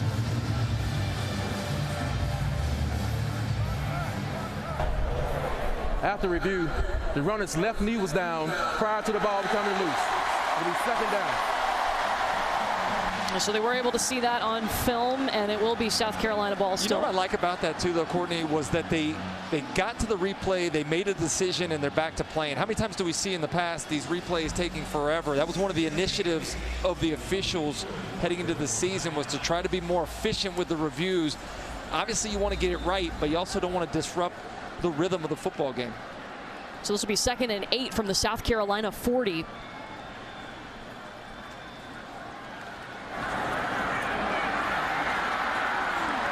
Rattler tripped up and taken down. Blake Carroll got to his feet.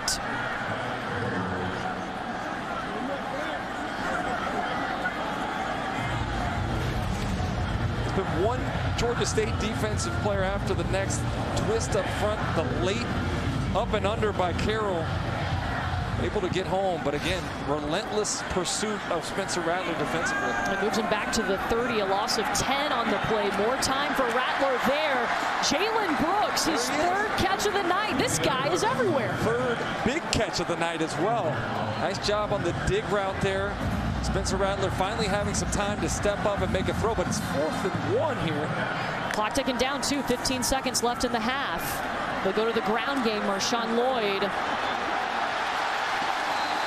Oh. Yeah, all kinds of flags. What effort by Marshawn Lloyd. Again, how many times have we seen him tonight? Patient, bouncing outside, using his quickness, got to the edge, and then Georgia State compounds the error by hitting him out of bounds, giving him another 15 yards and putting Mitch Jeter well within his field goal range. After the play, personal foul, late hit, 42. of the defense. 15-yard penalty, automatic first down. And 42 being Blake Carroll. Blake Carroll giveth and then taketh away, right? Makes a good play in the last play, and that time comes in well after the ball carrier steps on the white.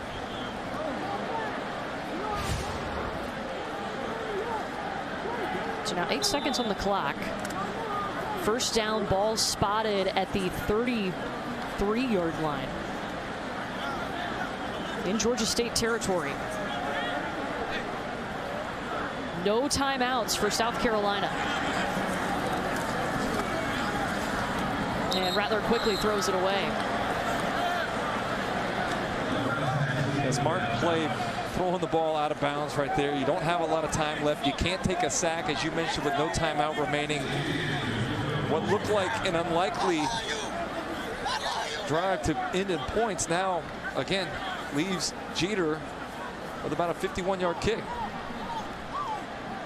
Well, he's got a 53 tonight, Chris. So that makes you feel good, right? Your first attempt of your career, you drill a 53. Now you get a chance to come back and hit a 51-yarder before half. For your second career attempt?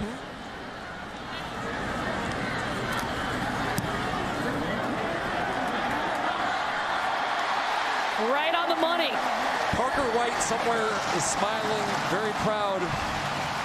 The guy that took over his job. 2 50-plus yarders tonight for Mitch Jeter. His 2 first career field goal attempts. Hits them both. And nothing like a little pressure.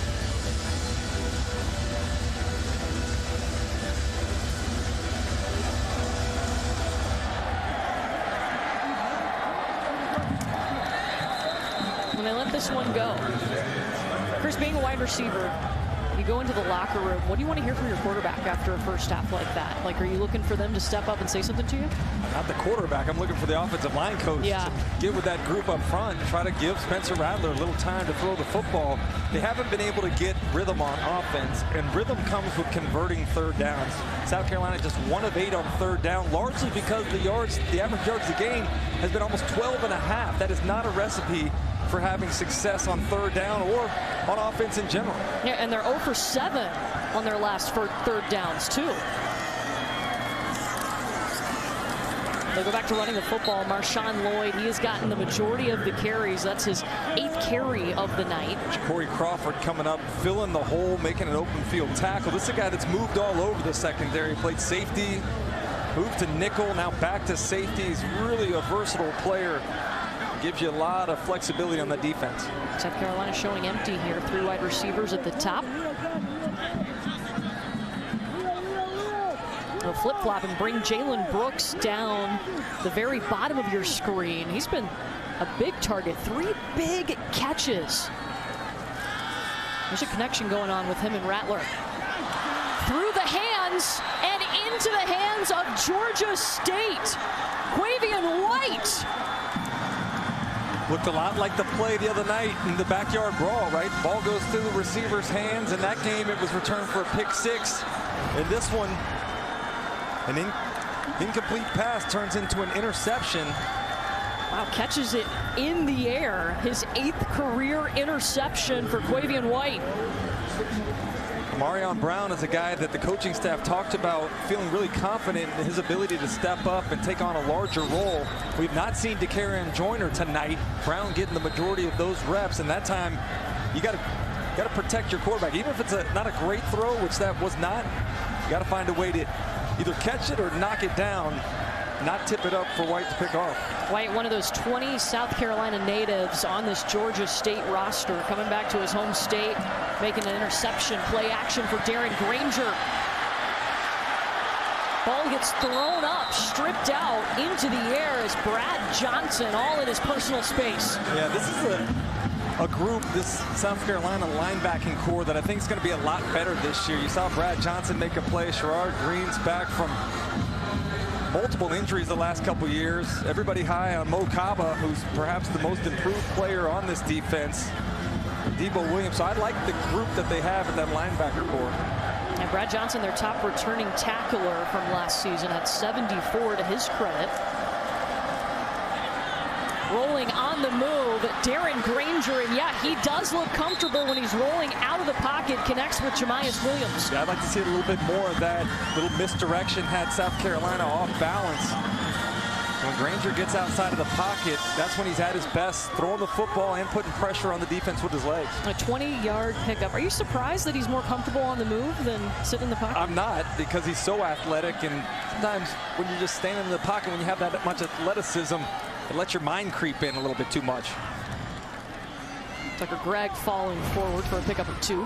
So one thing that stood out to me the most watching the tape was just his level of comfort when he's outside of the pocket. I'd like to see Georgia State continue to do that a little bit more. One, to get him in his comfort zone, but two, to kind of alleviate some of the pressure that South Carolina has been able to get when he stood in the pocket tonight. He keeps it.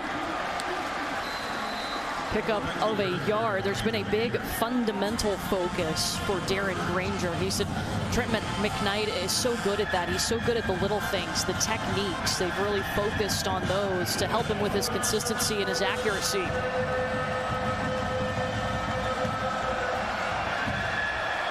Third down from the South Carolina 9. South Carolina's defense got a big stop inside the 5 on Georgia State's first drive of the game. Grainger keeping it, falls to the 2. Nicky Monwuri there. Again, you see the pressure that he puts on the opposing defenses with his ability to run the football. That time, little option to the right, decides to put his foot in the ground and gets up the first down. Stick it in the gut of Tucker Gregg, and he is thrown down. There's Mo Kaba. Yeah.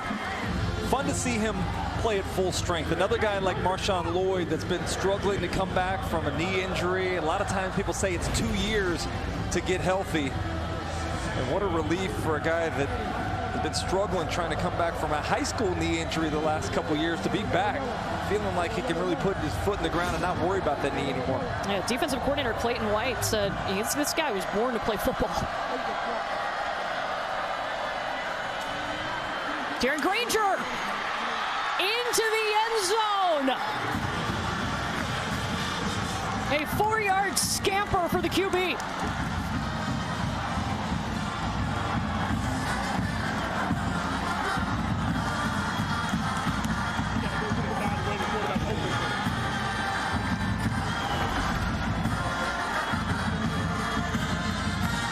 Time Grainger reading the end. South Carolina loses contain, able to break leverage on the outside here. A little better look at it. See the end there, Jordan Burch collapsing down inside enough for Grainger to be able to pull it and get into the end zone untouched. PAT is up and good, and Sean Elliott has himself a lead. Georgia State in front of South Carolina. The TD run by the... Back up.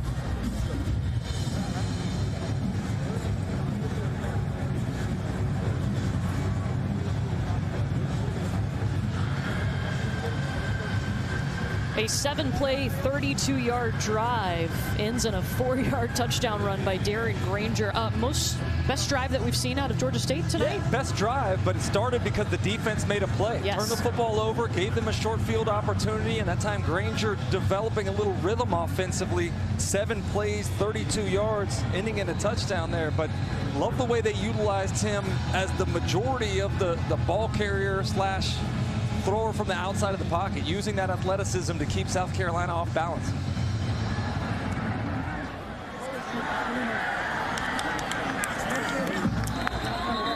Well, that whole drive got to get Georgia State pretty hyped up. How has it been down there on the sidelines, Tamara?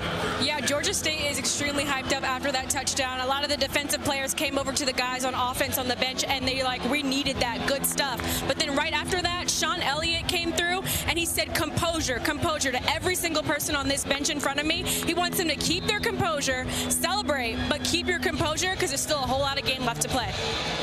Yeah, that's a great point. Got to lock back in. Get that defense back out on the field that allowed him to have that nice drive. Pitch out to Jaheim Bell. An 8-yard pickup for Bell. A couple yards short of the first down. Blake Carroll in on the stop. believe that's what his 4th carry of the night out of the backfield. Marcus Satterfield told us he was going to get some touches from the running back position. I think what they call him, wide back. That's the nickname. They just made that up. I think I've never heard it before, Yeah. but it's fitting for a guy like Jaheim Bell.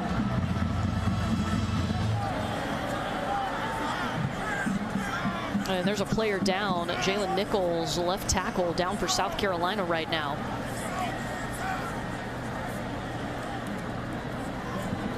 You know, going back to Jaheim Bell, I mean, I was listening to Greg McElroy's podcast, and he said this guy's going to be a household name by the end of this season. It's kind of the fashionable position right now, not only in college but in the NFL, right? A versatile tight end that can be a matchup issue, whether you're going to match personnel, try to cover him with a linebacker or a safety, or you put him out wide and try to cover him with a corner.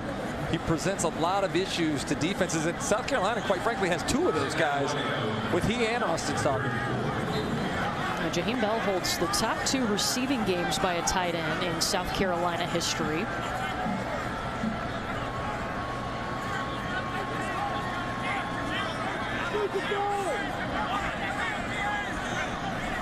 Rattler has Lloyd with him, and he'll give him the football. There's a big hole, a hurdle. And that should be enough to move the chains. He's looked explosive tonight, hasn't he? I mean, this is a guy that came out highly rated from the state of Rhode Island. Got hurt early in his career, struggled to come back from that knee injury last year, but looks really comfortable this year and taking over the lead running back role. And as Marcus Satterfield said, not necessarily trying to hit the home run every time. I think he felt the pressure of coming in so highly recruited and felt like he had to make a big play every time he touched the ball. Now, doing what he needs to do to pick up the first down. Yeah, look, a 2-yard run there, and Rattler dropped again for the 3rd time tonight. Quavian White is having one heck of a football game. Yeah, credit Nate Fuqua for bringing pressure that time. White coming unblocked off the right side of the South Carolina offensive line. That's the 3rd sack of the night. Numerous pressures tonight by Georgia State's defense. Rattler had no time to react to that one.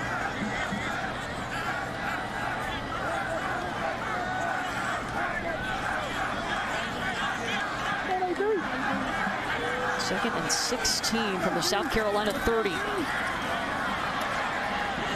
Over the top he goes. There's his guy, Jalen Brooks. Connection is strong with Rattler and Brooks. You mentioned it earlier, Courtney. You talked about him having to step away last year. Even before that, hadn't been the most consistent receiver, but something has clicked with Jalen Brooks right now. And as you mentioned, the connection between he and the quarterback Spencer Rattler has picked up a lot of big plays in the passing game tonight. Yeah, 4 catches for Brooks, 88 yards, as long as a 39-yard grab. Brings it over the 50 and gets the first down for the Gamecocks.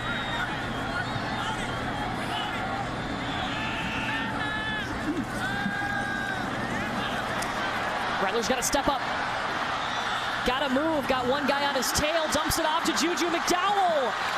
Dancing down the sideline, a first down, and you see what Spencer Rattler's legs can help South Carolina do. Yeah, that time, good job by Georgia State of covering in the secondary. Actually had some time initially, but the pocket breaks down. Spencer steps up, keeps his eyes down the field. Again, that's the trait that I am impressed with the most. Scrambling to let receivers uncover, finds his running back in the left flat, dumps it off, and allows him to pick up the first down. A 16-yard pickup. On the completion to Juju McDowell. 15th first down for Carolina. Ball's at the 31.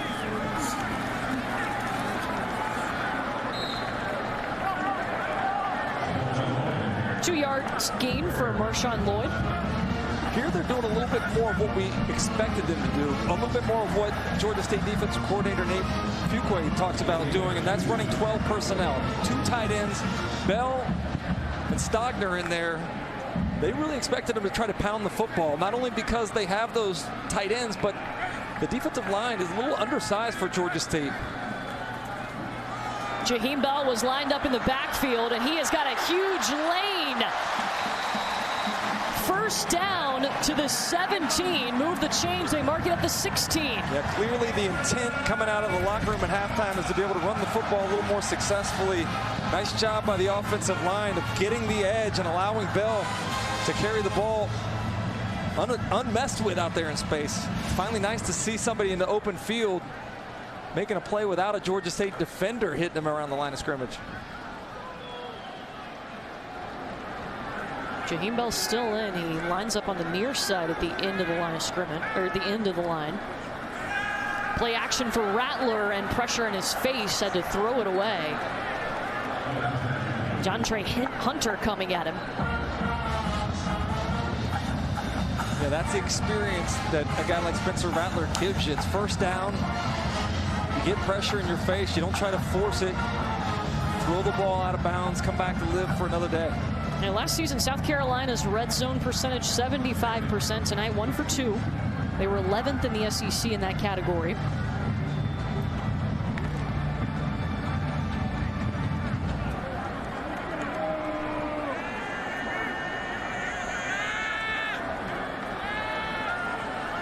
Let's send Lloyd all the way to the bottom of the screen, so an empty set here for Rattler.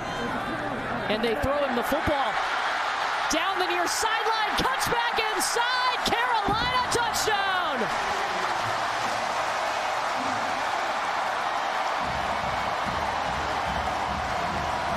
"16 yards.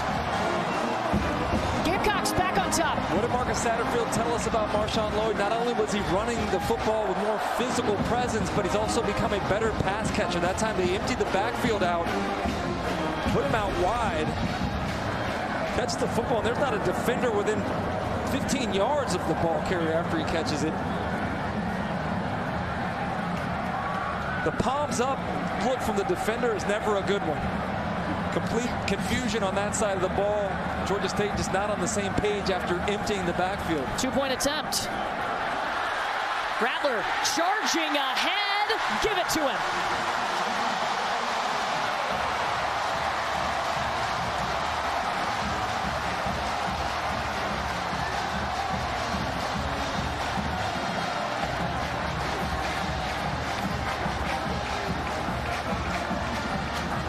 Georgia State comes out with a nice drive. South Carolina answers back with a pretty solid drive of its own.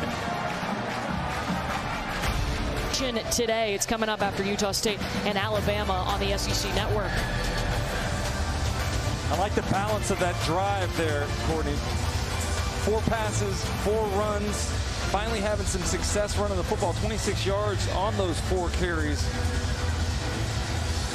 You're seeing them assert themselves a little bit more with some of the size advantage they have. Multiple times they went 2 tight ends, taking advantage of the versatility of both Stogner and Jaheim Bell.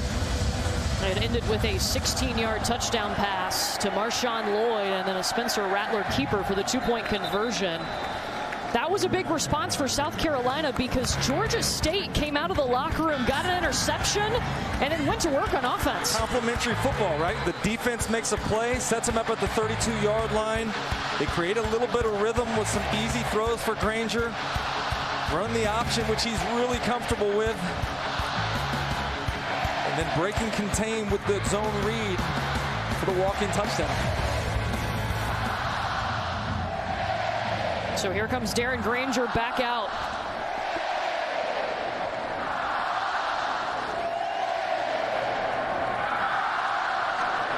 Jamias Williams flagged down back around the 26-yard line.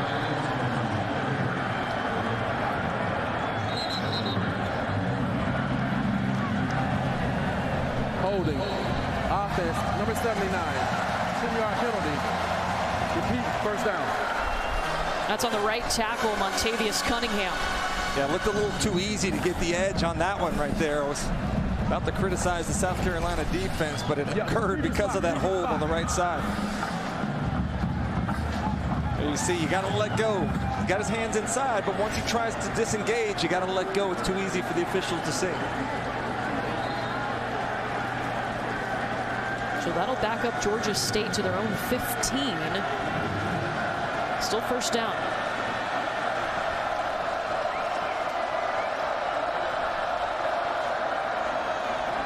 Granger's got it.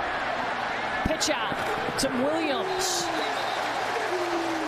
Brad Johnson Making some noise on defense for Shane Beamer's team. Defense flying around. Again, when you're defending all of these different option plays that Georgia State likes to run, it requires great discipline, trusting that somebody else is going to do their job and fly into the football, which South Carolina's done a pretty good job of for the majority of the night. There is no foul on the play. The result of the play is second down.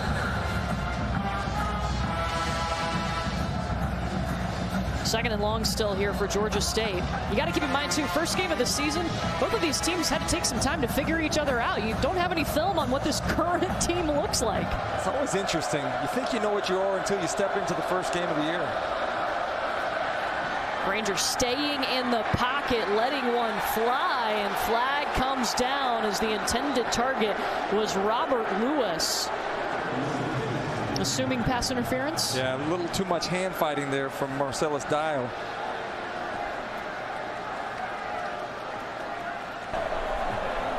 Pass interference. Defense, number 24. 15-yard penalty. Automatic first down.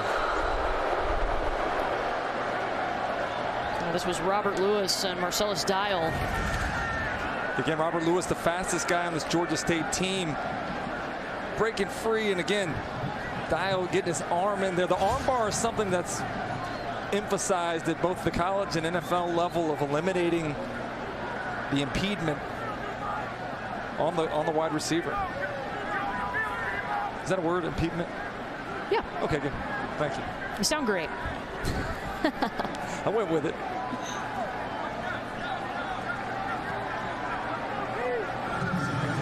It's the third 15-yard penalty on South Carolina tonight. So now Georgia State will operate from its own 34. Off play action. Back to the air, tossing one up. Could have called it again. For Jakias Cradle. Oh, and Cradle's still down. He was tripped up on the play.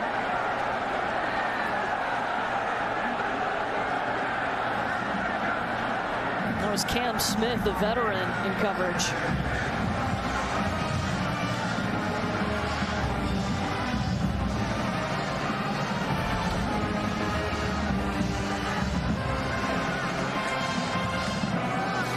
He got tangled up a little bit. I'd like to see it a little earlier in the play, but bottom line, no foul. Rolling forward for a 4-yard pickup, Jamias Williams. Devonnie Reed in on top. And here comes third down. Georgia State 3 for 9 on third down tonight.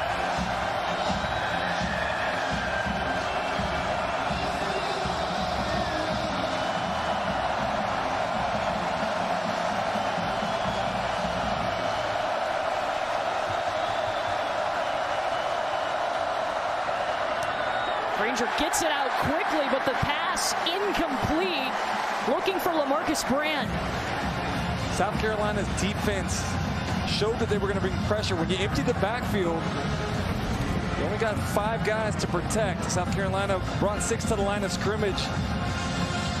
Didn't bring all 6, but forced Granger to throw the football quickly. Nice job by the defense of knocking down the ball, forcing the punt. Yeah, Nick Emanworry was there. This is a guy the coaches are really excited about. He just showed up in camp and lit it up last summer, and immediately they gave him an offer and said, don't tell anybody else. We're talking about a guy from right here in Columbia, South Carolina, that wasn't really on the radar of the coaching staff, that impressed that summer camp, as you talked about, with his athleticism. He's got great size. You're talking about a corner that came in originally with the intent of trying to make him play linebacker.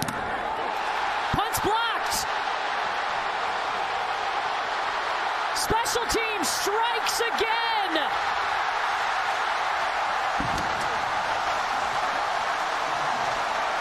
You know Shane Beamer absolutely loves it.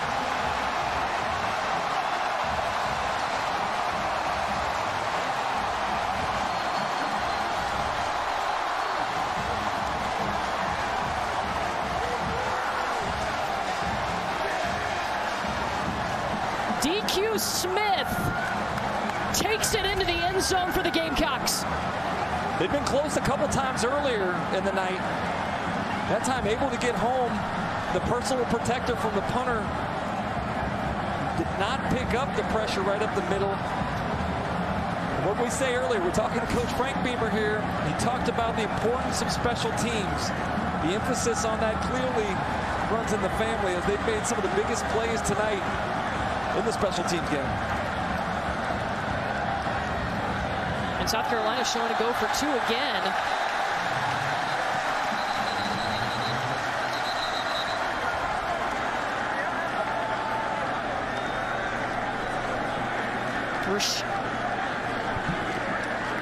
Rashad Amos was the one that blocked the punt. Offside defense. Number 97 made contact. Half the distance.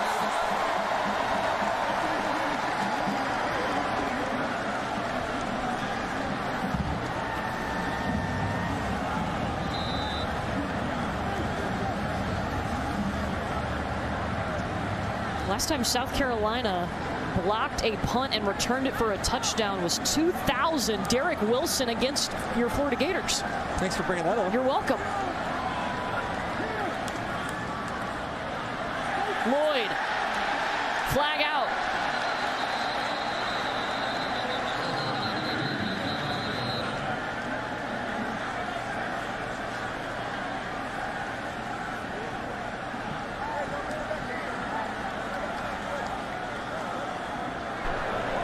Personal foul, face mask, defense, 97, half the distance.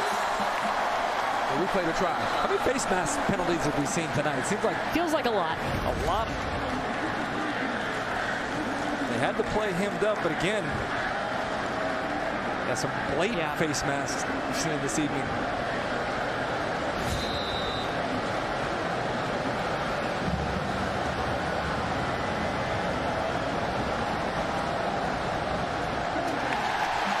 This time it is good, and no flags on the field for the 2-point attempt.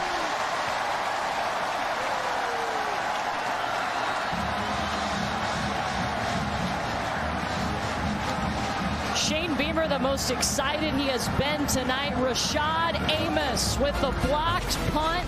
DQ Smith scooping it up and scoring, and Coach Beamer all about it.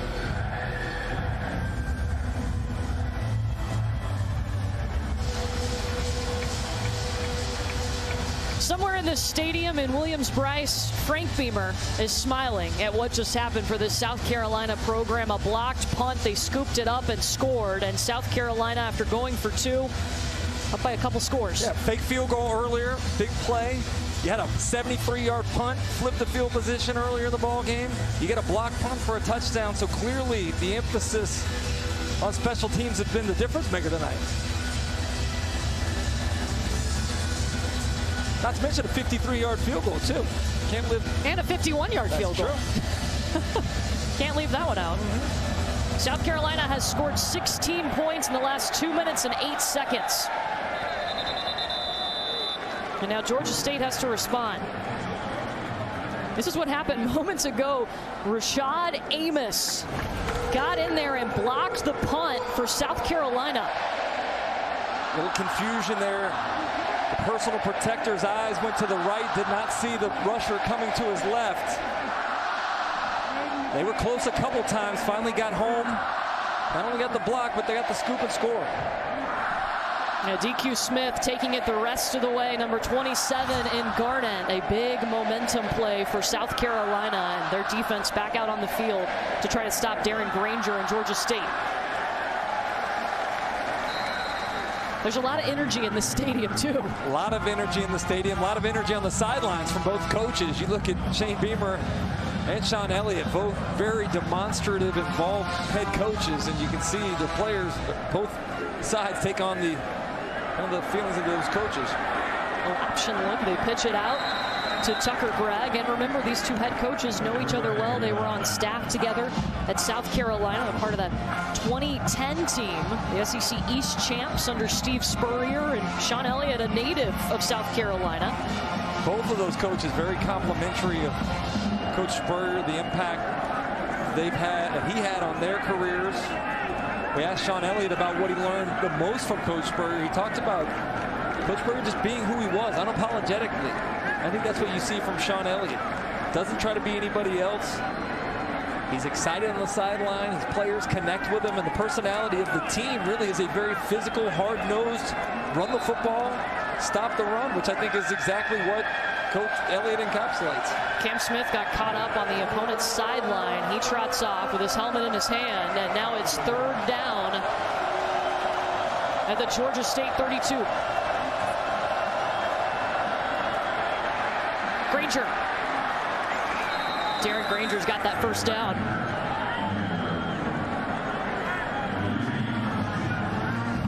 Dial had a chance to make a play in a one-on-one situation in the open field, but Granger too elusive, able to put his foot in the ground and get past the line to gain. The 3-yard pickup is enough. Ball at the 35. Play action overshoots Robert Lewis. Another one of those opportunities that you got to take advantage of, Courtney. RPO, defense comes up to play the run. You got the slant in behind the defense in the slot position. Should have been a big gain, and instead an incomplete pass.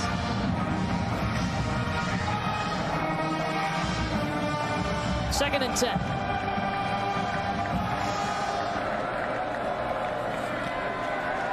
Tucker Gregg, and he was immediately had his legs cut out from underneath him by Debo Williams. A 2-yard pickup, but it brings up 3rd down. Georgia State 4 for 11 on 3rd down tonight.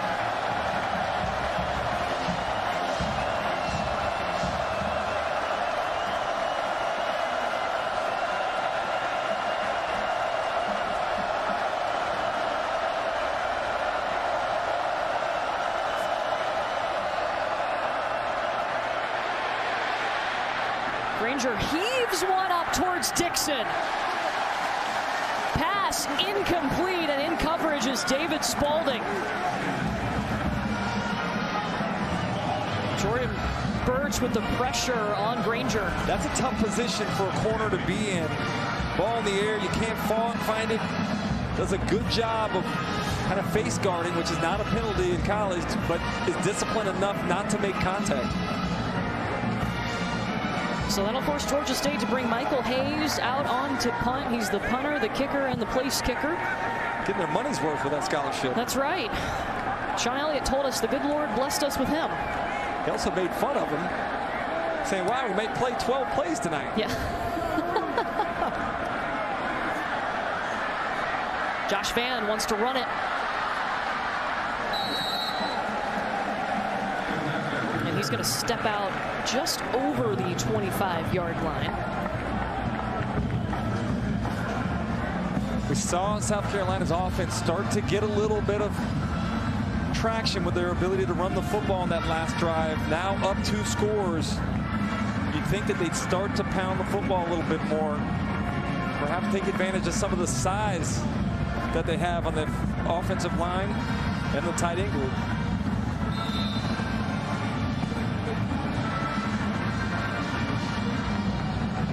Spencer Rattler and company back to work. First handoff on this drive to Juju McDowell.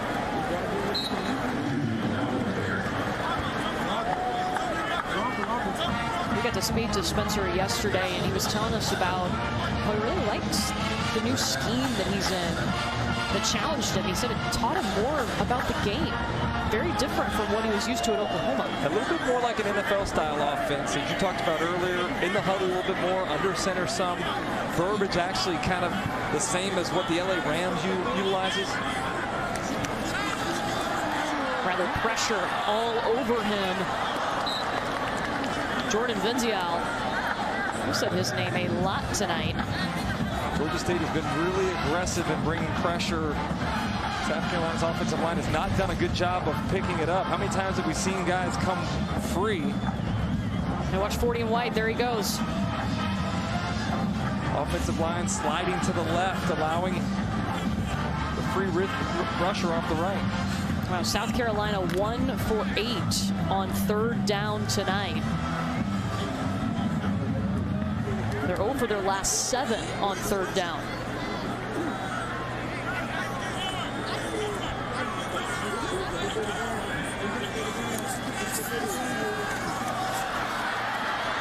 Rattler's got to move. Juice Wells. Completion and the first down. Georgia State's defense brought 6. That left him in man-to-man coverage. And if you're going to bring pressure, you got to be able to get home. Spencer Rattler has been under duress, but done a nice job to buy time. And again, difficult to cover for a prolonged period of time when the quarterback breaks contained.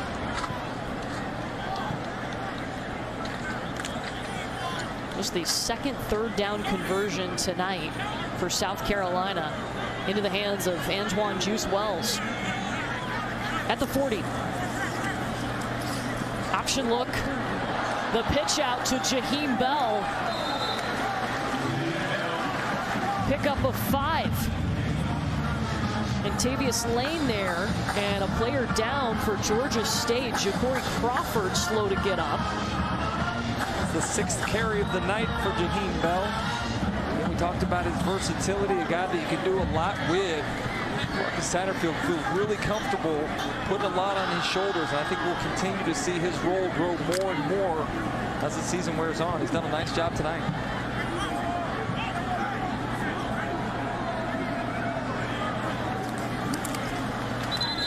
Swing it out to him.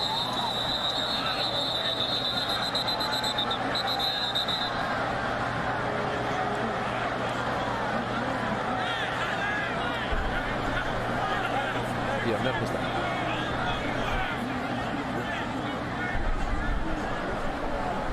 We have a medical stop on the play. Medical stop.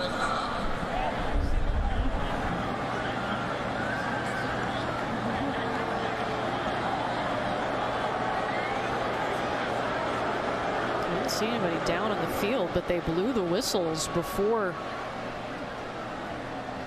Right as the ball was snapped, Javon Dennis is down right now for Georgia State.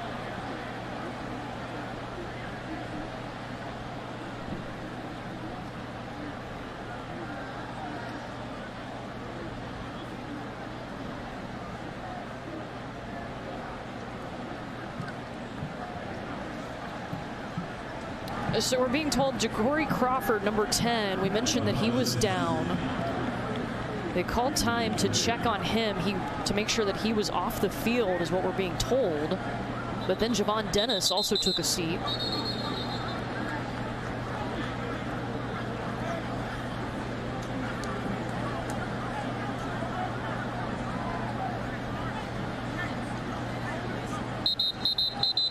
So I think they've got it resolved now. It's going to be second down. 2nd and 5 at the 45 of South Carolina.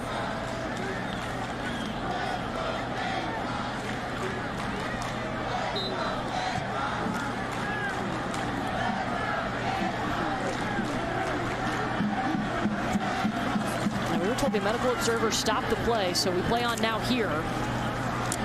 They have that power to do it. If they think a player may have sustained a concussion, they'll blow it dead, get him out of the game, and give him an independent evaluation on the sideline. Juju McDowell picks up 3 yards. 3rd and 2 coming up for the Gamecocks. Time winding down here in the 3rd quarter.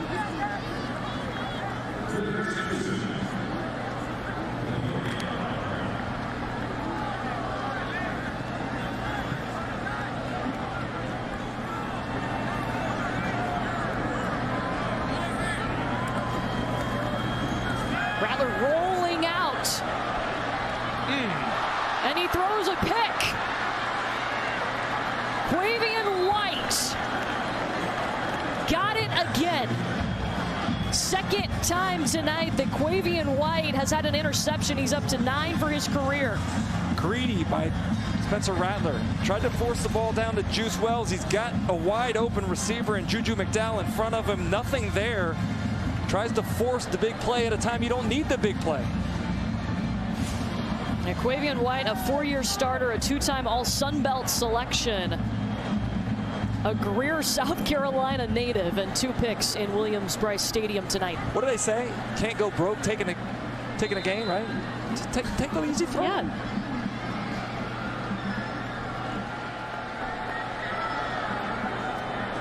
Time for a play for Georgia State here in the 3rd quarter as time winds down. Deep throw by Granger. He was looking for Thrash.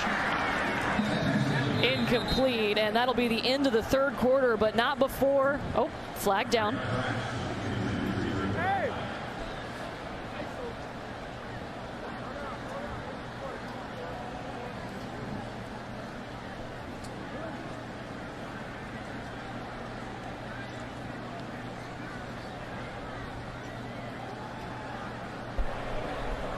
We're going to play personal foul, chop block, offense, number 21 on the left guard, 15-yard penalty. Repeat, first down. Call it.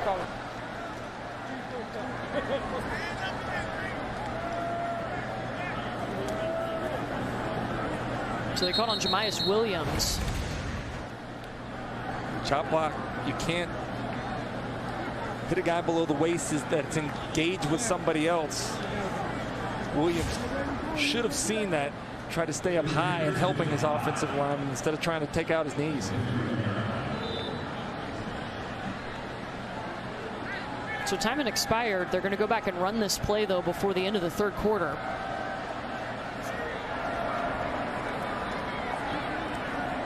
And Panthers will stick it to the ground. Key play for Georgia State's defense. An interception by guess who? Quavian White, his second pick of the night. Lots of it in the third quarter. It started off Darren Granger with a 4-yard run for Georgia State. They had a nice drive out of the half, and then Spencer Rattler leading his group back on the attack. A 16-yard touchdown pass to Marshawn Lloyd. But this is going to be the play Shane Beamer is most proud of. Yeah, special teams plays have been huge tonight. That time the blocked punt leads to a scoop and score and a 14-point lead for the Gamecocks. Now the blocked punt by Rashad Amos, scooped up by DQ Smith. Carolina went for two a couple of times, and now they're up 28-14. Georgia State back on offense.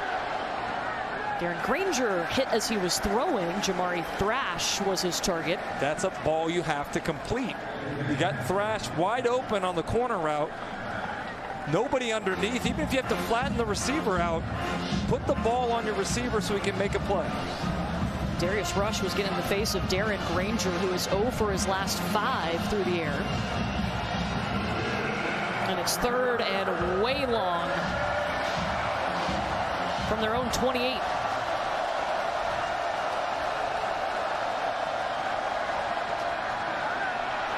Looking for Robert Lewis. Wow. No flag. That's surprising. Cam Smith in on the coverage. Look like Smith, they've got their hair early. Let's see. Definitely. Big no call there. Oh wow, got his hand around his arm around his helmet.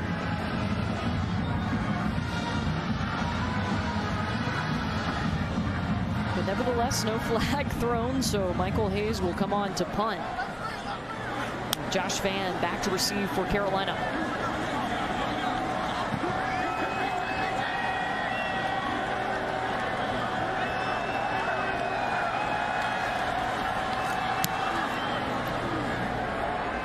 Vann calls for the fair catch. And South Carolina's defense gets the stop. Gamecocks up here in the fourth quarter.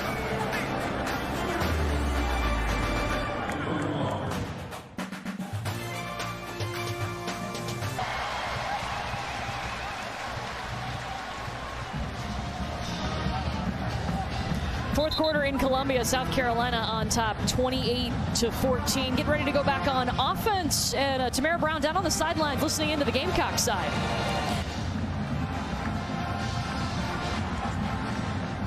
Yeah, I just heard from Satterfield right now as they're about to take the field. He went over to Bell and he said they can't stop you right now. Just run the play, don't do anything stupid, and run what we ask you to run. Guys? It's good advice, right? Don't do anything stupid. Yeah. I like it. They did something stupid last time. He's got some good sayings. What has he told Spencer when he came here? What was it? This is, you kind of sucked. I sucked last year. Yeah. Let's get together and make something happen. Equal suckiness. Yeah. Quavian White on the stop there. He's had 2 picks tonight. He shuts down Jaheim Bell on the carry. asked Spencer about that. He said, we weren't really bonded over that. I feel like they bonded more playing golf together this summer. He actually said he beat Satterfield. I think when you're the player, you're not supposed to beat the coach. You never. I love that he was like, oh, yeah, I'm way better. He's from Arizona, though. Like, people from Arizona are good players. Golf a lot out there. Oh, tough takedown. Marshawn Lloyd getting the call. Jeffrey Clark. Georgia State, a couple of players pointing like they have the football, but it's going to be South Carolina ball. 3rd down.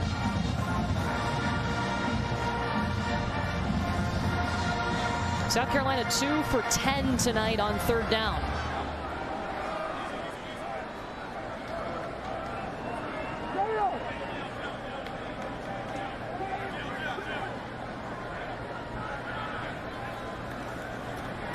Immediately going to Juice Wells. Oh, Juice almost got loose. Yeah, another opportunity for Georgia State to bring pressure. Spencer Rattler saw it, got it out to Juice Wells. Wells made a guy miss and almost able to break free, but good open field tackle to force South Carolina to presumably punt. They haven't sent the punter out there yet. They're still out there. There's a pickup of 5 on the play, so the ball's at the 32-yard line in South Carolina territory.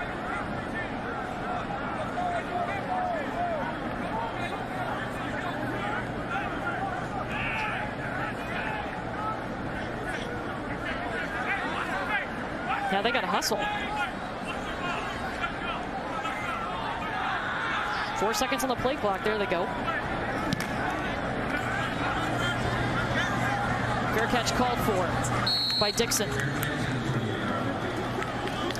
We step aside from Columbia, South Carolina. Gamecocks on top of Georgia State in the 4th quarter. In Columbia, South Carolina this week. It was not how would Spencer Rattler look at quarterback, Tamara. It was, what is the name of the mascot? You're right, Courtney. This week, some feathers were ruffled between the previous and current owners of the Live Rooster, and Sir Big Spur was changed to the General. Shortly after, that broke the internet, and unfortunately, the name was changed back to Spur Big Spur. Who knew that one of the biggest headlines this week would be about a live mascot? And coincidentally, the Ravens also broke the internet this week with their news and their mascot, Courtney. Well, Sir Big Spur, or the artist formerly known as Sir Big Spur. I'm not buying it. I think it was like the whole controversy.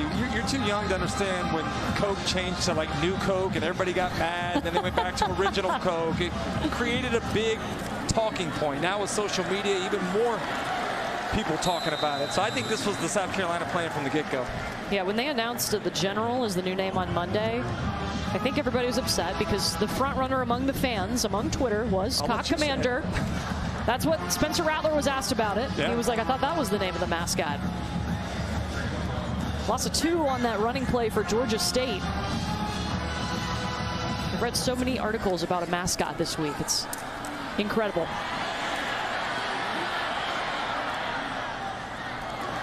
Darren Granger trying to throw on the run, but sends it behind Terrence Dixon. How have you seen the South Carolina defense adapt to what Georgia State has been showing? Well, Georgia State hasn't been able to throw the football very consistently. That was something they wanted to try to improve upon this year. Over 200 yards rushing, but they've done a nice job of, other than the one drive where Georgia State got the ball on the 32-yard line after the interception, done a nice job of creating some negative plays, forcing Georgia State to have to try to convert 3rd and long opportunities like they are here. Now, to your point, Granger is 0 for his last 7 through the air, trying to change that here, and the pass is dropped by Robert Lewis. Like the ball may have been tipped the line of scrimmage, or at least the flight adjusted by some pressure on Granger. And Georgia State right now, Chris, 3 and out 7 times in 12 drives. Yeah, a couple big plays, a turnover that left a short field situation for their offense, but they have not really been able to sustain much offensively in terms of longer drives. So Michael Hayes on to punt once again.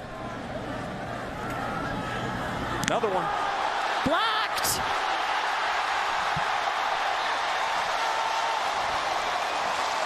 And Amorian Brown scoops it up.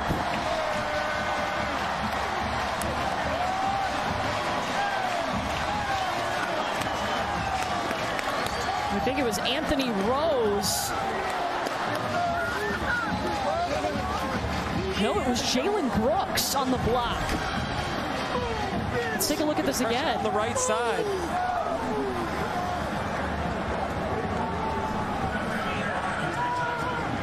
No, it was Traven Kenyon. Could have been about 4 other South Carolina defenders with like a jailbreak off the right side of the line there for Georgia State. Traven Kenyon is the one that blocked the punt. Sean Elliott frustrated because it's been the special teams that have done the undoing for Georgia State tonight. Big play after big play for Shane Beamer's special team unit. Kenyon with the block, Amarian Brown with the scoop and the score. Special teams all about it tonight. We got us some Beamer ball.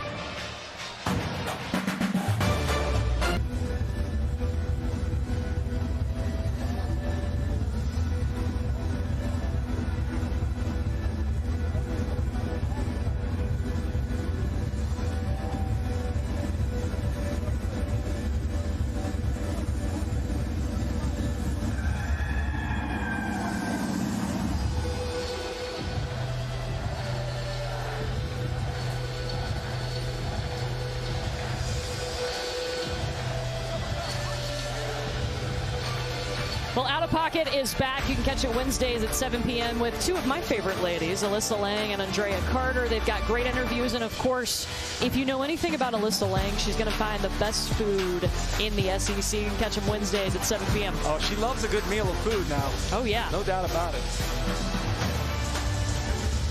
I bet she found some this weekend. She's at Oxford. Yeah. You can't help but find a good place to get a meal of food there. Andrea, I know, was at Texas A&M. There's some good spots there. There's some hidden gems. They had a long weather delay today, too, so I'm sure she was hungry by the end of the game. Oh, yeah. It has been a special teams show tonight. South Carolina with 2 block punts, both of them returned for touchdowns. I like that they did that there. I never understood. You get the kickoff from the 50 and people kick it out of bounds or out of the back of the end zone. Squib it, see if somebody can make a play. You're already there to make cover down. I think people should do that more often.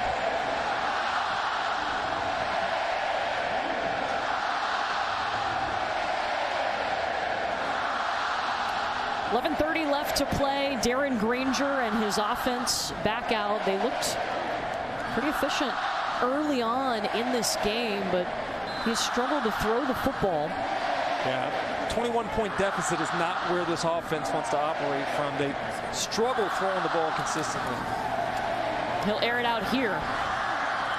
Looking for his leading returning receiver, Jamari Thrash, and Marcellus Dial in coverage. So South Carolina's defense knows the strength of this team is to run the football. They're crowding the line of scrimmage with more bodies, forcing guys to try to win on the outside. And South Carolina's corners have done a nice job.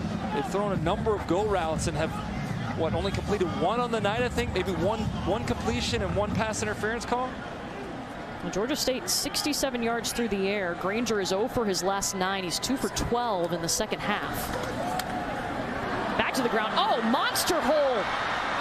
Marcus Carroll exploding up the middle, falls down inside the 30. That's what happens when you get your safety up there being a little nosy around the line of scrimmage. You break the first level and there's nobody there. Georgia State did a nice job of spreading the defense out, forcing defenders to go out to the trip side. Darius Rush is down right now for South Carolina. It was a 44-yard pickup for Marcus Carroll, who has been the backup running back the 2 previous years, but was one of their MVPs of the spring.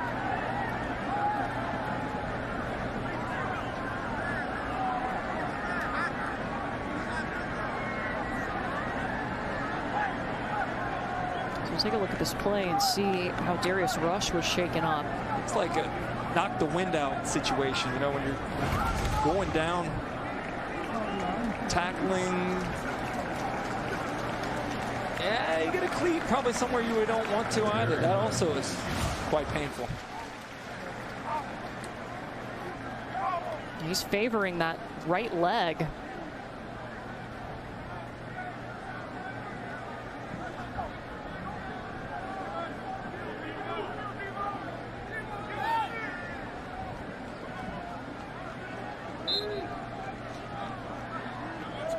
So Rush will step off the field for South Carolina's defense. They'll take a look at him. It's a first down after the 44-yard pickup by Marcus Carroll.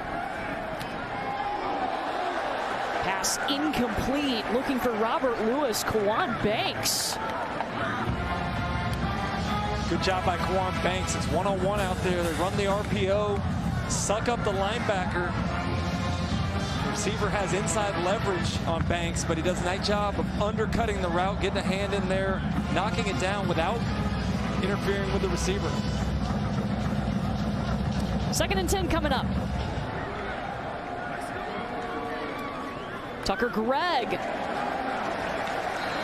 met immediately by Brad Johnson. How active has he been tonight? You mentioned earlier, leading tackler last year. So far tonight, it's like he wants to retain that role of #1 tackler on his defense.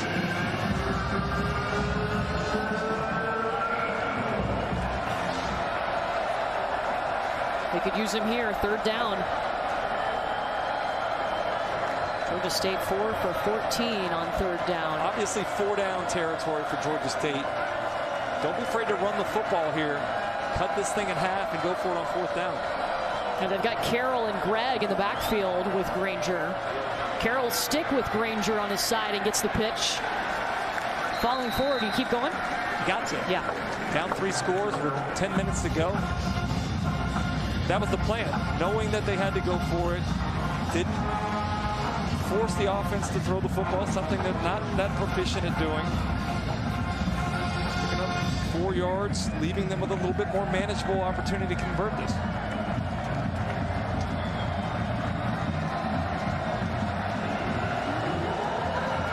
Gregg and Carroll are your backs. Granger drops back near side and throws it too far out in front of Robert Lewis. Darren Granger 6 for 23. You gotta hit those. It's one-on-one outside. You run a curl. You got some separation. The quarterback has to be able to stand in there and throw the football. I understand he's a great runner, but the pass game right now has not been at all what they had hoped for coming into this opening game of the season. And his last 11 throws incomplete. Credit South Carolina for creating some pressure on him, but again, when you play one-on-one, you have to be able to take advantage of those opportunities. And tonight so far, they have not hit many of those one-on-one chances.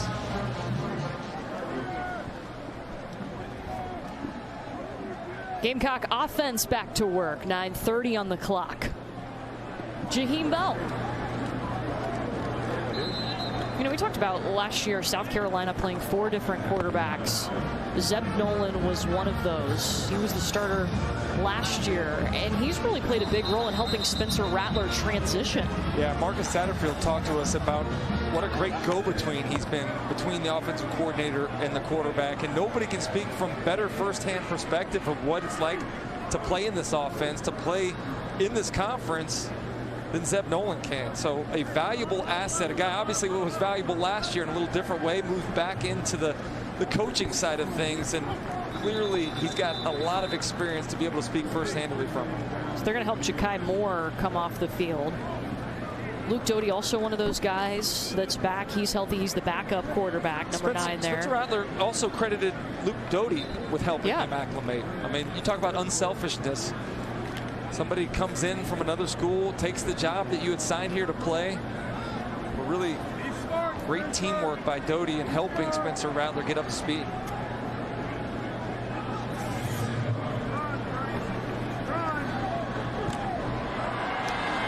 Pass complete. Josh Vann has the grab. It's been kind of quiet tonight, right? That's his first catch.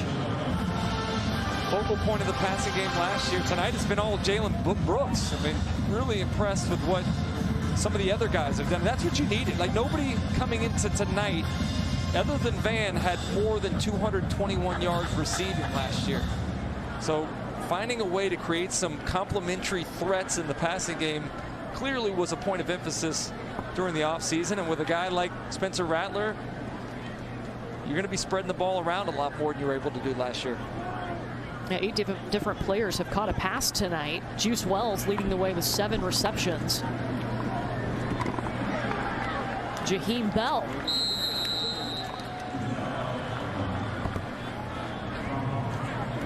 That's enough for the first down. Ja'Cory Crawford. He's been good there tonight, to meet right? him. How many times have you called his name? Extremely active, as a lot of these Georgia State defenders have been. Seems like they really put a lot of pressure on Spencer Rattler. The offense, you look at the 35 points, it's a little bit misleading. You get the 2 punt blocks for touchdowns. So a little bit of an uneven night offensively, and this Georgia State defense deserves a lot of credit for that. South Carolina trying to take as much time and let that clock run as possible with this lead, 35-14. You know, we talk about bringing in those weapons. That's because their offensive ranks last year, not exactly where they wanted them to be. Yeah, again, you go back to what you said earlier, 4 different quarterbacks having to play the position. Really hamstrings what you're able to do as a play caller. I actually think it's pretty amazing that they were able to win 7 games with as much of having 1, maybe 2 hands behind your back as the offense was. But you know, we asked Marcus Satterfield about how difficult it was. He said, yeah, it was terrible at the time, but in hindsight, really forced them to grow a lot. He's grateful for it. Now has an opportunity to really develop this offense into more of what he wanted it to be by bringing Spencer Rattler in. He told us, too, there's going to be more RPOs than normal because of Spencer's skill set. They actually have an Oklahoma cut-up of plays that really fit Rattler's skill set that they're going to work in. Isn't that what coaching is about, though? It's playing to the strengths of the players on your roster, not necessarily trying to force guys to do something just because that's the way you've always done it. I like the way the offense has evolved. They used some tempo as well tonight, early in the ball game. Saw some RPO that had some success. But really, tonight, it showed the offensive line is not up to speed to where they need to be. They've got to get that right going forward as they get into SEC play.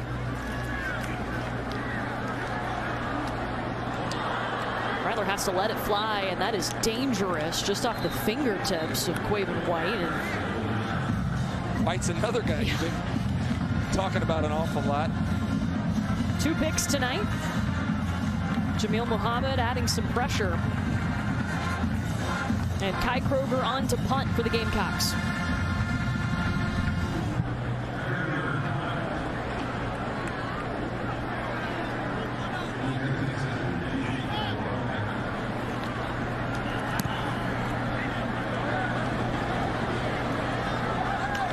Dixon calls for that fair catch. And Georgia State will have 5 minutes and 46 seconds to work with, but a big hole to climb out of here in Columbia.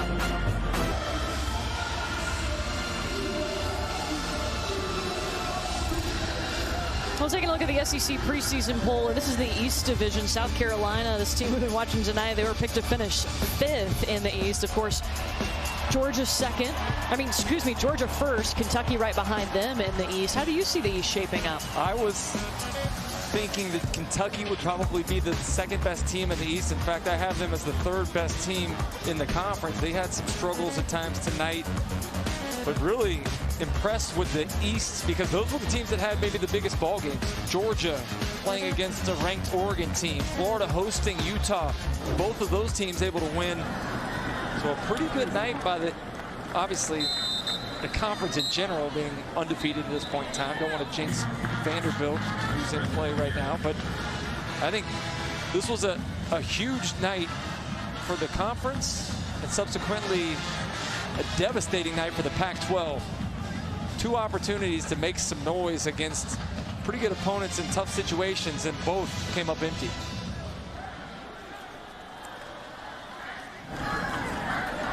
Darren Granger trying to use his legs. Ooh, Debo Williams, ouch. You know, would you say Vanderbilt set the tone last week with their big win over Hawaii? 63 points in Hawaii, but really impressed with the South Carolina defense, the way that they've flown around, particularly the linebackers. We've talked about a number of those different guys tonight. Debo Williams, you Brad Johnson's name a ton. Mo Kaba been incredibly active, so I feel really good if you're Clayton White about how your linebacking core is shaping up to look this year. Granger throwing on 3rd down and completes a pass. It had been a minute. Jamari Thrash still on his feet. Granger was 0 for his last 11 before that completion. That time he just took his steps, put his foot in the ground, and threw the football accurately. It's a 44-yard pickup. Giving a little cushion to Thrash. Got to make that tackle right there, though. Last thing you want to do in a situation like this where you got a decent-sized lead is let a 10-yard gain turn into a 40-yard gain. He'll heave it downfield once again. Pass incomplete. Marcellus Dial. He's been in a lot of one-on-one situations tonight. He did get called earlier for the pass interference, but all in all, done a nice job. That time looking back, he saw the reaction of the receiver. Eyes got big, didn't panic even though he had a step behind the receiver, got his hand in there on the football. That's perfect the way you defend in one-on-one coverage. Yeah, he's in his 2nd season with South Carolina after coming in from Georgia Military College. One of the few veterans back there in the secondary. Wish I would have seen more of that tonight. We talked about it an awful lot. The boots and nakeds getting Granger outside of the pocket, allowing him to feel a little bit more comfortable on the run instead of standing in the pocket where South Carolina's been able to get some pressure on him tonight. Yeah, and watching film, you mentioned it. I mean, he looked way more comfortable last year outside of the pocket rather than staying in there.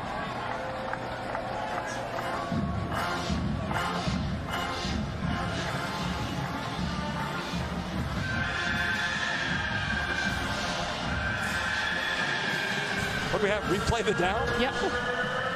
The ruling on the field is an incomplete pass. The previous play is under review. Okay, yeah. I thought he caught it. Looked like he caught it to me, too. I thought it was pretty clear that he caught it.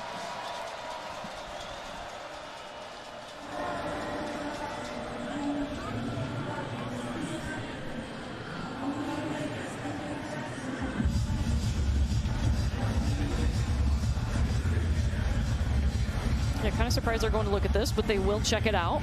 They're trying to keep us from food longer. It's been oh, man. It's almost 11 o'clock. I think that's past, buddy. Marvin. Second half here, taking a long time. Let's see. Got the over route. Oh! Maybe these guys know what they're talking about. Maybe we should like they've done this before.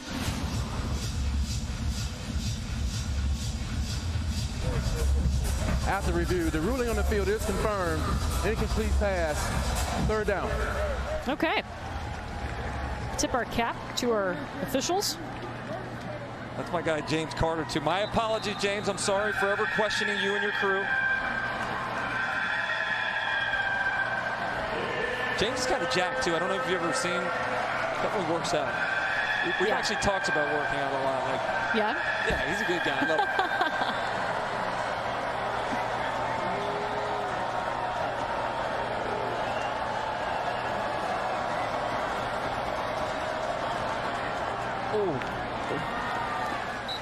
It was going Jamari Thrash's way. And that'll be 4th down.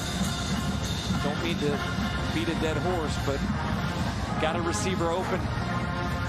Got to be able to stand in there, even under duress, and deliver the football to where your receiver can make a play. It's not even in the same area code. Darren Granger, 7 for 27 through the air.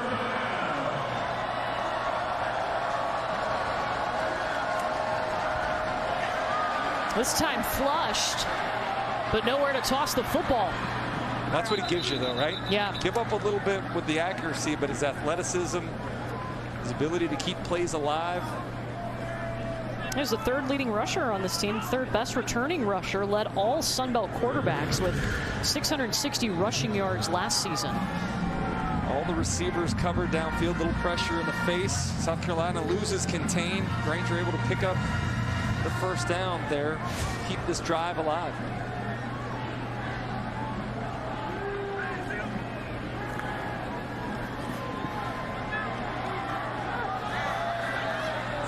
He was looking for LaMarcus Brand, and flags in the end zone. Cam Smith in coverage, might be in trouble. Yeah, that's a good call. too much contact as the ball was on the way. Pass interference, defense, number 9, 15-yard penalty, automatic first down. See, that's where I don't like the rule in college. Maybe that's the receiver in me, but you see Cam Smith trying to play the ball. Kept the receiver's hand down there. Brand couldn't get up the other hand. Passing, but like in the NFL, that goes to the 2-yard line, right? Here, just a 15-yard penalty. So gives the defense a way to get bailed out on some of those longer throws where they're in trouble.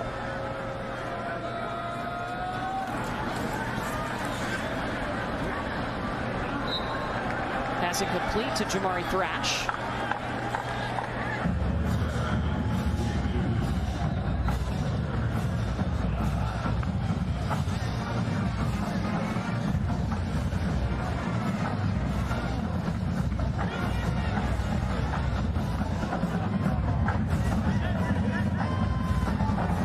Second and 10 coming from the 18 of South Carolina.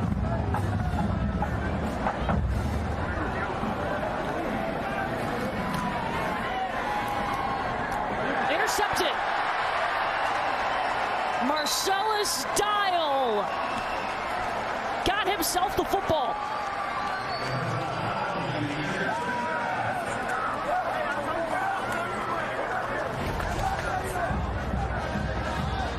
Point in time, defense knows you got to throw the football. Granger maybe a little overly aggressive trying to fit it in there, but what can you say about Clayton White's defense?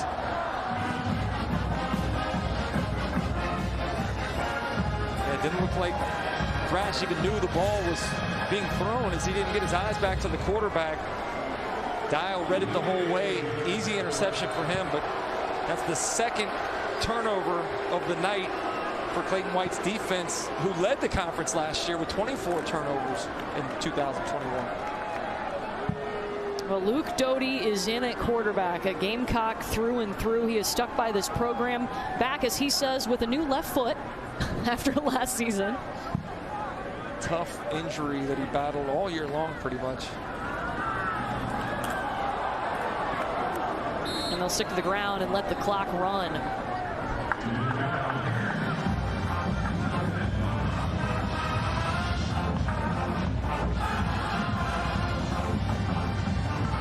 Earned the starting spot in 2021, but then hurt his foot in the fall and re-injured it against Vanderbilt. Had to have season-ending surgery last season. Part of the reason they used 4 different quarterbacks last year, but it's just bought in to the South Carolina program and to helping Spencer Rattler transition to be their quarterback. Doty was a highly recruited quarterback coming out of high school, and really impressed with his patience, not hitting the portal like a lot of guys probably would. Staying around, accepting his role as the backup for now, helping Spencer Rattler, as you mentioned, acclimate to this new offense. Dante Miller on the carry.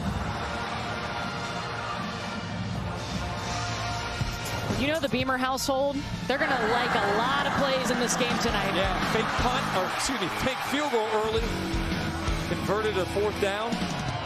Punt block, the first of 2 tonight. Scoop and score for South Carolina. That was kind of the turning point where the dam kind of broke open and they get their second early in the 4th quarter. That package didn't even include 2 50-plus yard field goals and a 73-yard punt. So the special teams unit has been the story of the night for South Carolina. Yeah, that was the biggest punt, the longest punt since 1979.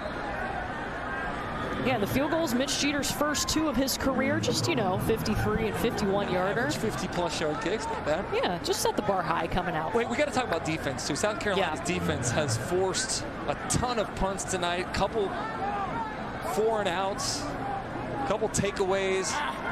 Other than 2 drives, one of which was only 32 yards, Georgia State's offense has not managed to really put much of a scoring threat together.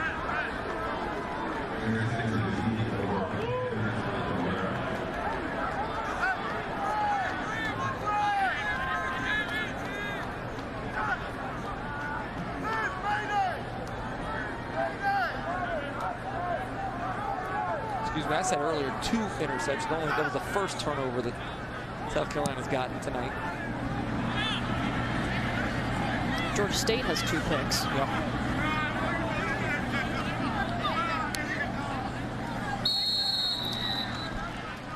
Well, looking at what's on deck for the South Carolina team, next up, next Saturday, September 10th, they're going to be at Arkansas. It's a noon Eastern kick on ESPN, and then they host Georgia here at Williams-Brice. That's a brutal Quinella right there, having to go up against two very physical teams. Sam Pittman's Arkansas Razorbacks today able to get the win over a ranked Cincinnati Bearcats squad.